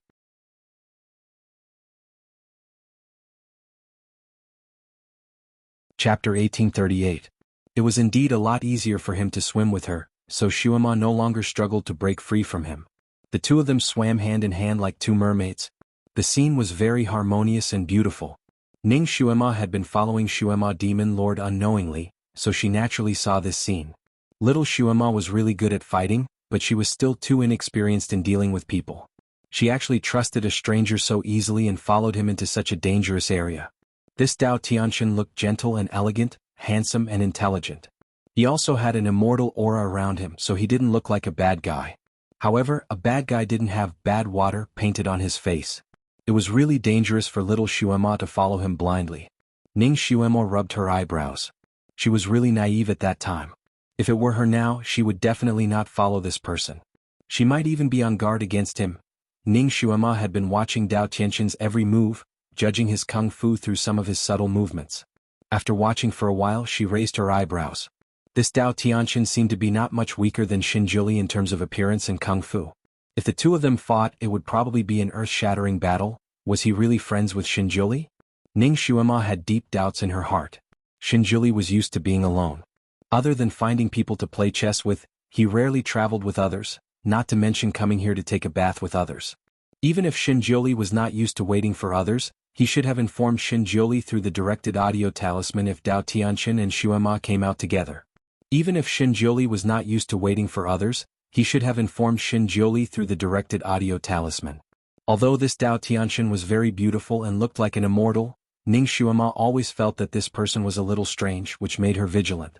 If it wasn't for this dream, Ning Shuema wouldn't have known that Dao Tianxin had once existed. It could be seen that this person didn't die in that catastrophe, but had retired. Then what role did he play in that catastrophe? According to the known clues, Ning Shuema couldn't figure it out, so she continued to follow. "Imo, where do you live now?" Dao Tianxin asked. 35th layer of heaven. Shuema answered straightforwardly. In order to make it easier for her to chase after him, she had specially opened up a territory on the 35th heaven and built a temporary residence just to be closer to him. You are the devil master, why don't you stay in the devil world? I don't like living in the devil world, I like living in the 35th layer of heaven. Shuema still didn't want to reveal her true intentions to outsiders. Dao Tianxin's eyes flickered slightly and he suddenly smiled. You really don't look like a demon. Do demons have a fixed nature? Shuema retorted. She just wanted to be herself and didn't care what she was. That's a talent. I like it. Dao Tianxin leaned closer to her and kissed her on the hand. This was a little too much. After being educated by Xinjiuli, Shuema had learned to keep a distance from men. Being held by the other party was already her bottom line, and now she was being kissed. Although it was just a kiss on the hand, it still made her frown slightly. With a flip of her wrist, she finally pulled her hand out of the other party's grasp. Dao Tianxin's hand was empty and he looked at her. Imo, your kung fu is really beyond my expectations. It's only been 3 days and I have a whole new level of respect for you. Shuema glanced at him. You knew me before? Dao Tianxin smiled. In the water, his eyes were as intoxicating as the night. Guess.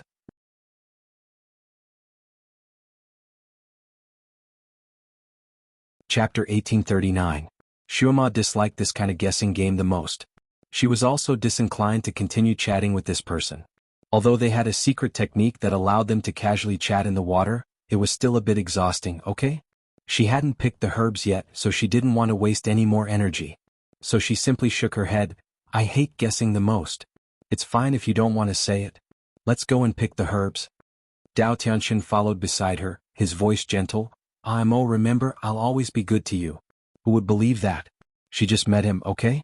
Although he accompanied her to pick the herbs, it was still too early to say this. As a devil master, Shuemo was usually surrounded by glib tongues. There were many people who tried to curry favor with her, so she had long since become immune to these kinds of words and simply ignored him. Imo, you seem to have something on your mind. If there's something you can't solve, you can tell me, I'll help you solve it. Dao Tianxin smiled warmly. Shuema's heart moved, she glanced at him. Have you ever pursued someone? Dao Tianxin fixed his gaze on her. Yes, I think so. This sentence was too ambiguous. Shuema hated people who didn't speak straightforwardly, she snorted. If you don't want to say it, then forget it. Dao Tianxin sighed and reached out his hand as if he wanted to touch her hair, but he stopped halfway and smiled, this time answering with certainty, yes. Then have you caught up with him? How are you going to do it? Shuema's eyes sparkled. Dao Tianxin smiled softly and said, good girls are afraid of pestering men. If you can't catch up, then it's because you haven't pestered him enough. Shuema was a bit distressed. I've been pestering him for so long. But maybe she hadn't pestered him enough. Then she would work harder after her injury was healed. Dao Tianxin suddenly said, we're here. Shuema looked up and saw a large patch of blue seaweed at the bottom of the sea. In the middle of the blue patch, there were 5 stalks of vermilion grass that shone like corals. The grass had its own fluorescent glow, and there were ginseng flower petals growing on top. This must be the vermilion grass. Shuema's eyes lit up. She pulled out her sword and slowly swam towards one of the vermilion orchids. She got closer. She got even closer. Shuema looked around. Why hadn't the tiger fox shark come out yet? Didn't they say that there were many tiger fox sharks here?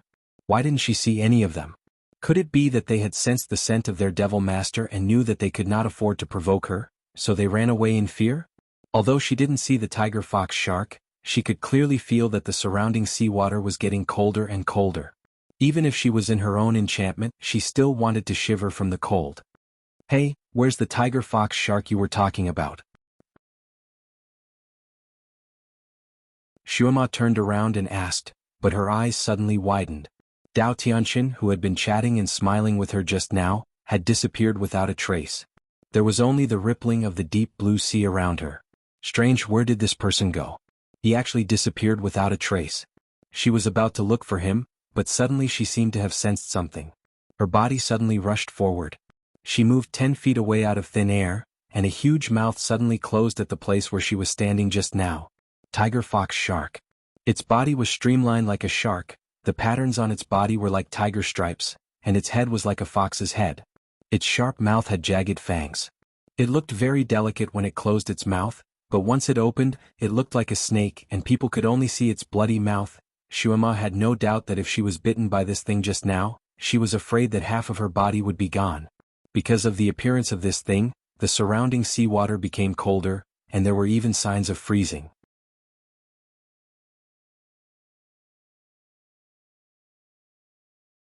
Chapter 1840. Every time Shuema paddled in the water, she felt as if she was swimming in ice. Her speed slowed down a lot. Not only did this monster have the ability to freeze seawater, but it could also turn invisible.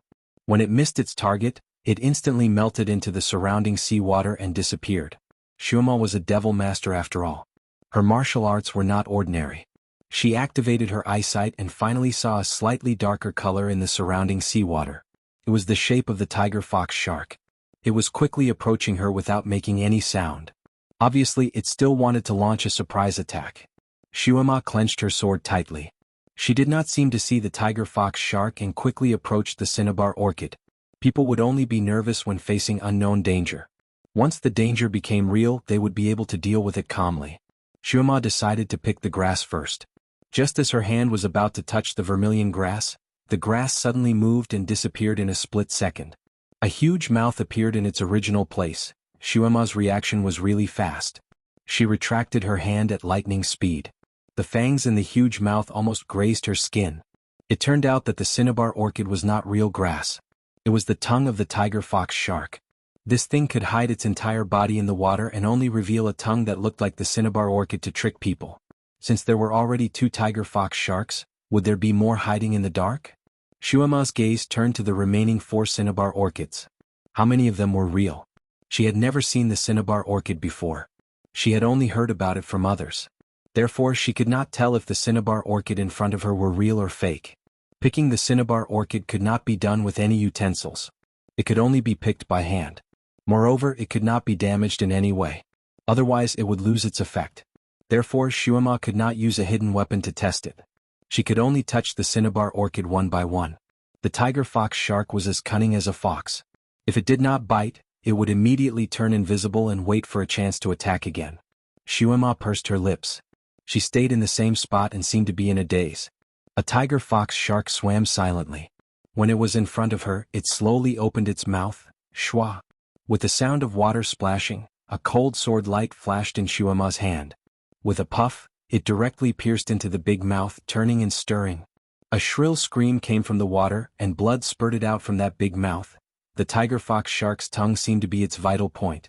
With its vital point cut off, the tiger fox shark let out a sharp cry and flipped over in the water. Shuema smirked. She wanted to plot against her? No way.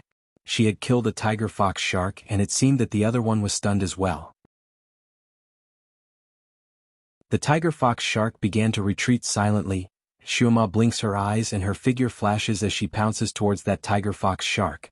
If she could break them one by one, then she would break them one by one.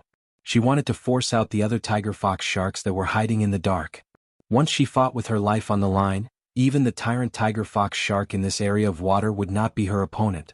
She actually caught up to him in the blink of an eye and slashed at him with her sword. That tiger fox shark couldn't dodge in time and was struck in the head. Then, the sword seemed to have cut into oil as it slid to the side. That tiger fox shark's skin was not cut at all. After being stunned for a moment, it let out a sharp cry. This time it was a proud cry. It no longer opened its mouth and swung its tail in the water. The surrounding seawater actually turned into sharp ice arrows and shot towards Shuema.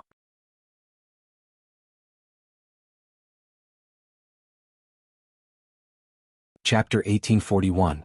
Shuema spun her sword and created a protective barrier around her body. When the ice arrows hit the barrier, they made a deafening sound. After a dense circle of ice arrows shot out, Shuema was turned into a hedgehog-like ice ball. She could no longer move. The tiger fox shark circled around the ice ball, but the little person inside the ice ball didn't move at all. It was as if she was shot to death by the ice arrows. The tiger fox shark's egg-like eyes emitted a greedy light. It opened its mouth and wanted to swallow the ice ball. However, the change happened in an instant. The girl inside the ice ball suddenly moved. A cold sword light came out from the ice ball and shot into the tiger fox shark's mouth. The tiger fox shark let out a shrill cry that was even more ear-piercing than the previous one. Half of its tongue was cut off. The tiger fox shark had to cut off its entire tongue to kill it. Only cutting off half of its tongue was enough to seriously injure it. This tiger fox shark was probably in extreme pain. It kept rolling around and screaming, shaking the surrounding seawater to the point that it sounded like a pot of boiling water. Shuema jumped on its head and stabbed its eyes and nostrils with her sword from time to time as if she was venting her anger. Although the tiger fox shark's skin could withstand any kind of attack, its eyes and nostrils were still relatively weak. Moreover, the Devil Lord's strength was not to be underestimated. Every time she stabbed, it would draw a line of blood, making the tiger fox shark roll around and scream even louder. This was a method of killing the chicken to scare the monkey. The other tiger fox sharks that hadn't shown up yet began to tremble and quietly retreat. There were originally 4 vermilion orchids on the green grassland, but now 3 of them had automatically disappeared. Obviously, the 3 vermilion orchids were fake. They were the tiger fox shark's tongues. Shuema looked at the only vermilion orchids left in the northwest corner and narrowed her big eyes. She finally found the real vermilion orchids. She was indeed the smartest. She smiled until her eyes were squinted, and 2 dimples appeared on her cheeks. She finished off the tiger fox shark that she had tortured until it was half dead. Then she turned around and swam towards the vermilion orchids. She was going to freeze to death. She wanted to end the battle quickly, pick the vermilion orchid and run. She did not want to waste any more time here. This place was really too cold. Her clothes were frozen into iron. As she swam, the clothes on her body began to fall off piece by piece. Her attention was focused on the vermilion orchid and she didn't notice the problem with her clothes. Her body was already numb from the cold, so she couldn't feel whether she was wearing anything or not. Her swimming speed was not slow. Soon, she reached the side of the vermilion orchid and reached out her small hand to pluck it. Vermilion orchid grass. You're finally mine. Swoosh. A white light suddenly flashed by and struck the only remaining stalk of vermilion light grass with a loud smack. The water rippled slightly and the vermilion light grass broke off. It withered in the blink of an eye and disappeared. Bastard. Who had plotted against her precious grass? Shuema turned around angrily, but before she could see anything clearly, something fell from the sky and covered her from head to toe. Shuema was shocked. The speed of this thing was too fast. She didn't even have time to dodge. She didn't even see what was covering her. All she could see was white. She was about to pull the thing off when she heard the sound of water splashing. Then she felt a grip on her waist and heard a familiar voice. Be good, don't move.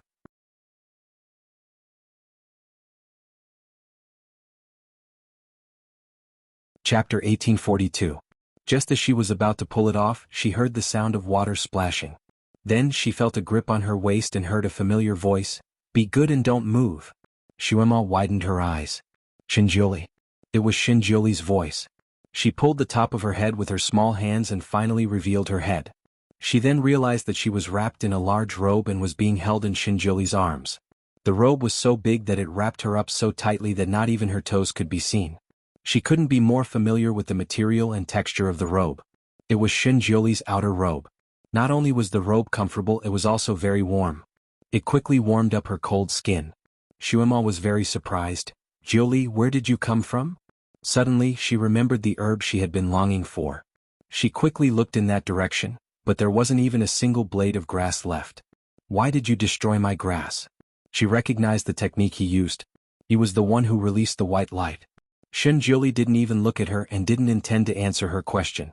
His left arm hugged the restless Shuema while his right hand transformed into a sword. He slashed in a direction. Come out. The sword light caused the water in that direction to rise like a wall. A purple figure appeared in the water wall. It was Dao Tianxin who had just disappeared. A cinnabar orchid was blooming at his fingertips. He smiled and said, Jioli, we haven't seen each other for a long time. It's not good to release such a big move, right? His gaze fell on Shuema and he smiled even more gently. Mo, didn't you want the cinnabar orchid? Come and get it.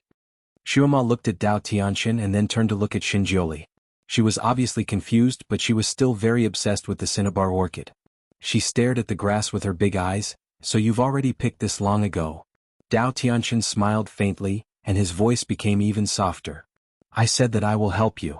He flicked his finger and the stalk of grass floated towards Shuema. The speed was quite fast. Shuema subconsciously struggled out of Shinjioli's arms and wanted to catch it. Shinjioli waved his sleeve and the grass disappeared. Shuema, why do you always destroy my grass? Shuima's eyes widened. It's poisonous. Shinjiuli. Ugh. Shuima turned to Dao Tianxin. You lied to me. Dao Tianxin. A glimmer of light flashed through his eyes and he raised his hand to rub his forehead. Imo, you trust him that much? You think it's poisonous just because he said so? Maybe he just doesn't want you to take my things, or maybe he doesn't want you to return to your original appearance. This sentence was very provocative, but Imo didn't buy it. He's not as stupid as you. I trust him. Dao Tianxin. This little girl really trusted Shinjili more than a little. She's just a child, Luo Jiuchen. Don't put your ideas on her.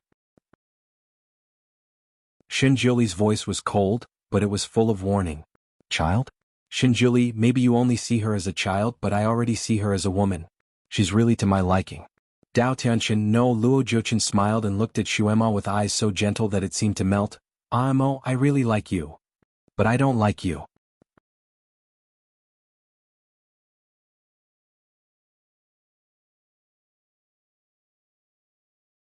Chapter 1843.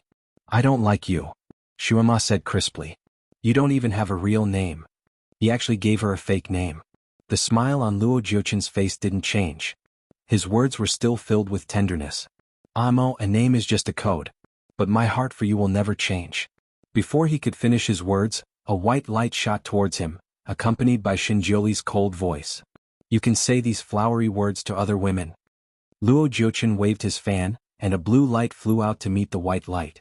There was an earth-shattering sound, and a bottomless whirlpool appeared where the white light and blue light collided, causing the surrounding seawater to be crazily sucked into it. Shuema's hair was also blown up by the whirlpool.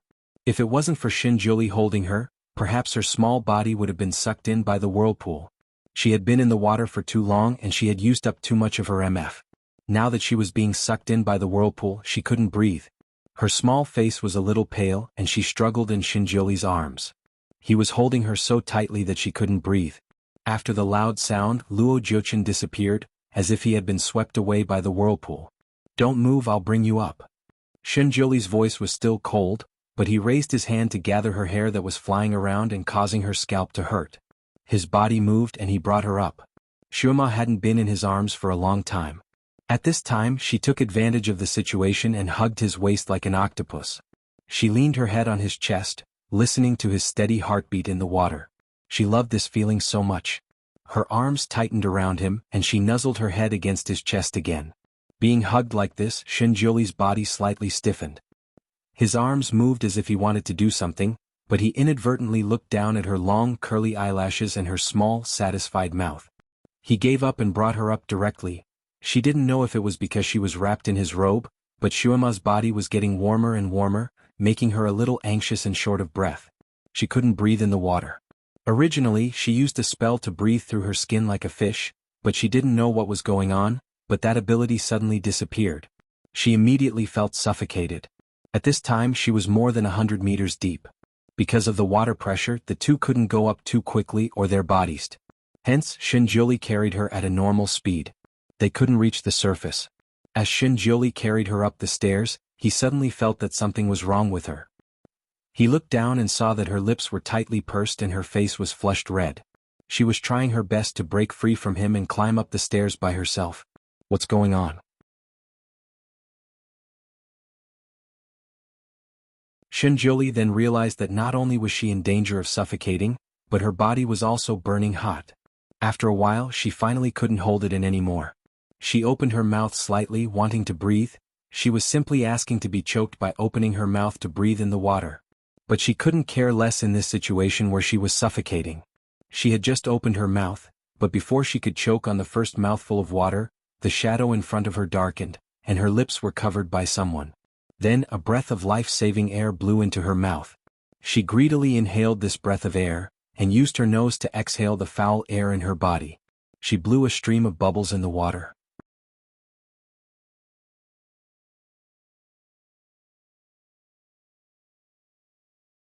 Chapter 1844. She greedily inhaled the breath and exhaled the foul air from her body through her nose. She blew a stream of bubbles in the water. With this breath, her drowsy mind finally cleared up a little. She opened her eyes and saw a handsome face in front of her. His lips were on hers, and when she opened her eyes, her long eyelashes brushed against his cheeks. He suddenly raised his head and looked down at her apple-like face. Are you feeling better? She nodded and her eyes were sparkling. I was just passing air to you. Don't think too much. Shinjuli spoke again. Shuema blinked. She knew that he was passing air to her. How could she think too much? What could she think? She didn't know what was going on. Her body was soft and even her magic had disappeared. Naturally, she couldn't speak in the water. But her eyes were too pure, and all her emotions were written in them. Shinjuli easily guessed what she was thinking. He was suffocating. So he was thinking too much. Shuemo really liked the feeling of passing on air. Earlier, when his lips were on hers, not only did it release her from suffocation, it also made her hot and dry body feel a trace of indescribable coolness. In front of him, she didn't know how to hide her emotions and her actions were much more casual. So she felt that it would make her feel more comfortable. She immediately wanted to feel more comfortable. She raised her head and took the initiative to find his lips, wanting him to pass air to her. Shinjuli was very stingy. After passing air to her, he refused to pass air to her again. He said, "Bear with it." His speed suddenly increased. After a while, he finally came out of the water with her in his arms. A large amount of fresh air rushed in, and Shuema breathed in big mouthfuls of air. The problem of breathing was solved, but there was another problem that needed to be solved. She was too hot. Her whole body was uncomfortably hot. She raised her hand and tore off the robe on her body. Her movements were too fast. When Shinjuli realized, half of the robe on her body had already been torn off. Half of her shoulders and chest were exposed. Because she had to painstakingly maintain the appearance of a 12 or 13-year-old, her body had yet to fully develop. Her breasts were not even as big as a steamed bun. Her waterproof red clothes had been destroyed very artistically. There were holes everywhere and the parts that should not be exposed were all exposed. The parts that could be exposed were covered very tightly. It was just like the sexy clothes now. It was just that she didn't realize it. Shinjuli held his breath and raised his hand to wrap her tightly again. Don't move. I'm hot. Her pair of watery eyes looked at him, her little face was abnormally pink, and even the breath she exhaled from her little mouth was scorching hot. She was drugged with an aphrodisiac. Damn it. Shinjuli's eyes darkened as he cursed under his breath. The little fellow in his arms was becoming more and more restless under the effects of the drug. He clamped her hands and she used her soft little body to rub against him. She desperately tried to burrow into his arms. I'm hot, hot, hot. Shuema obviously didn't know what was going on with her. She only felt that the blood in her body was boiling. Only by leaning against him did she feel a little better. She wanted to tear off the robe on her body, but Shinjuli held her hands tightly so she couldn't do it. She couldn't help but become very anxious and struggled in his arms. Shinjuli flew up with her. He had brought a lot of drugs with him, but he didn't have an antidote for this. He needed to refine it on land.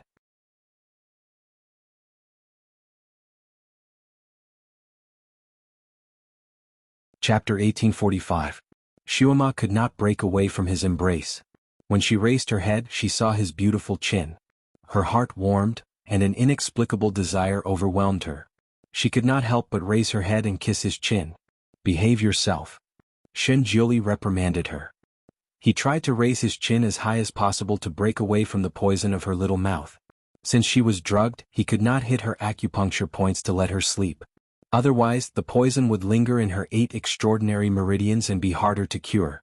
As soon as he raised his head, her little mouth landed on his neck and kissed his Adam's apple. Shinjuli almost threw her out. He roughly pressed her into his arms and said, "Be good." Shuema's little face was buried in his arms. Her nose was filled with the unique cold fragrance of his body. She was not immune to his body's fragrance. Now, under the influence of the drug, she could not control herself. She wanted to kiss him. She rubbed her little face on his chest. Shinjuli was only wearing his inner robe at the moment. She rubbed against him and opened his clothes. His chest felt cold and then hot. The cold was because of the wind, and the hot was because her little mouth kissed him again. She kissed him on his well-defined skin. Shinjuli's arms stiffened. He quickly pulled her away from his arms. With a flick of his fingers, his clothes were fastened again. This time even his neck was covered so she could not kiss him. Devil Master, be more serious. His tone was a little strict, just like how he reprimanded her when she made a mistake when she was a child. Shuema was in a daze. She felt as if she had returned to her childhood. She felt uncomfortable, hot, and empty. This kind of discomfort made her anxious and aggrieved. When she was young and was by his side, whenever he wanted to punish her for something she wanted or made a mistake, she only needed to cry a little and his heart would soften. The punishment would be lighter and he would give her the things she wanted without any hesitation. She had subconsciously grasped this pattern, so she could not help but use it at this moment. Her small mouth flattened and tears rolled down from her big eyes. "I feel terrible, Julie, I feel terrible. I don't want to wear your clothes, they're too hot." Although her small face was still covered in bruises, she still looked pitiful, especially when she was crying. Those tears seemed to drip into one's heart. "You've been poisoned. It's not because of your clothes. I'll take you to detoxify the poison. Just bear with it for a while." Julie rarely opened his mouth to explain. Unfortunately, the aphrodisiac was too strong. Shuema was already a little dazed and couldn't understand what he was saying. She was still desperately trying to get into his arms, her body was burning hot, and she kept twisting and turning. Julie, who had always been calm, finally felt a little breathless. He sighed. In the end, he lifted his hand and sealed her acupoints. He didn't make her fall asleep, but only made her unable to move her limbs. She finally became obedient in his arms and stopped moving. However, because her body was too uncomfortable, she couldn't express it anymore. She just stared at him with her eyes wide open. Tears rolled down her cheeks. She looked very wronged. Julie moved his eyes away and said coldly, "Are you an idiot? You even believed the words of strangers. Now you're going to suffer." Although he was reprimanding her, he flew even faster. Ning Shuema had been following them in the air. Everything fell into her eyes. She faintly felt that she wasn't dreaming. If she was dreaming, it would be very messy. You're tuning in to the Han Li's Wuxia Adventures YouTube channel. We're so grateful for your support, and don't forget to subscribe to join us on this incredible journey through captivating stories. Your generosity through donations truly makes a world of difference, as it's the primary source of revenue that allows me to expand and enhance this channel for you. Thank you from the bottom of my heart for being a part of this adventure.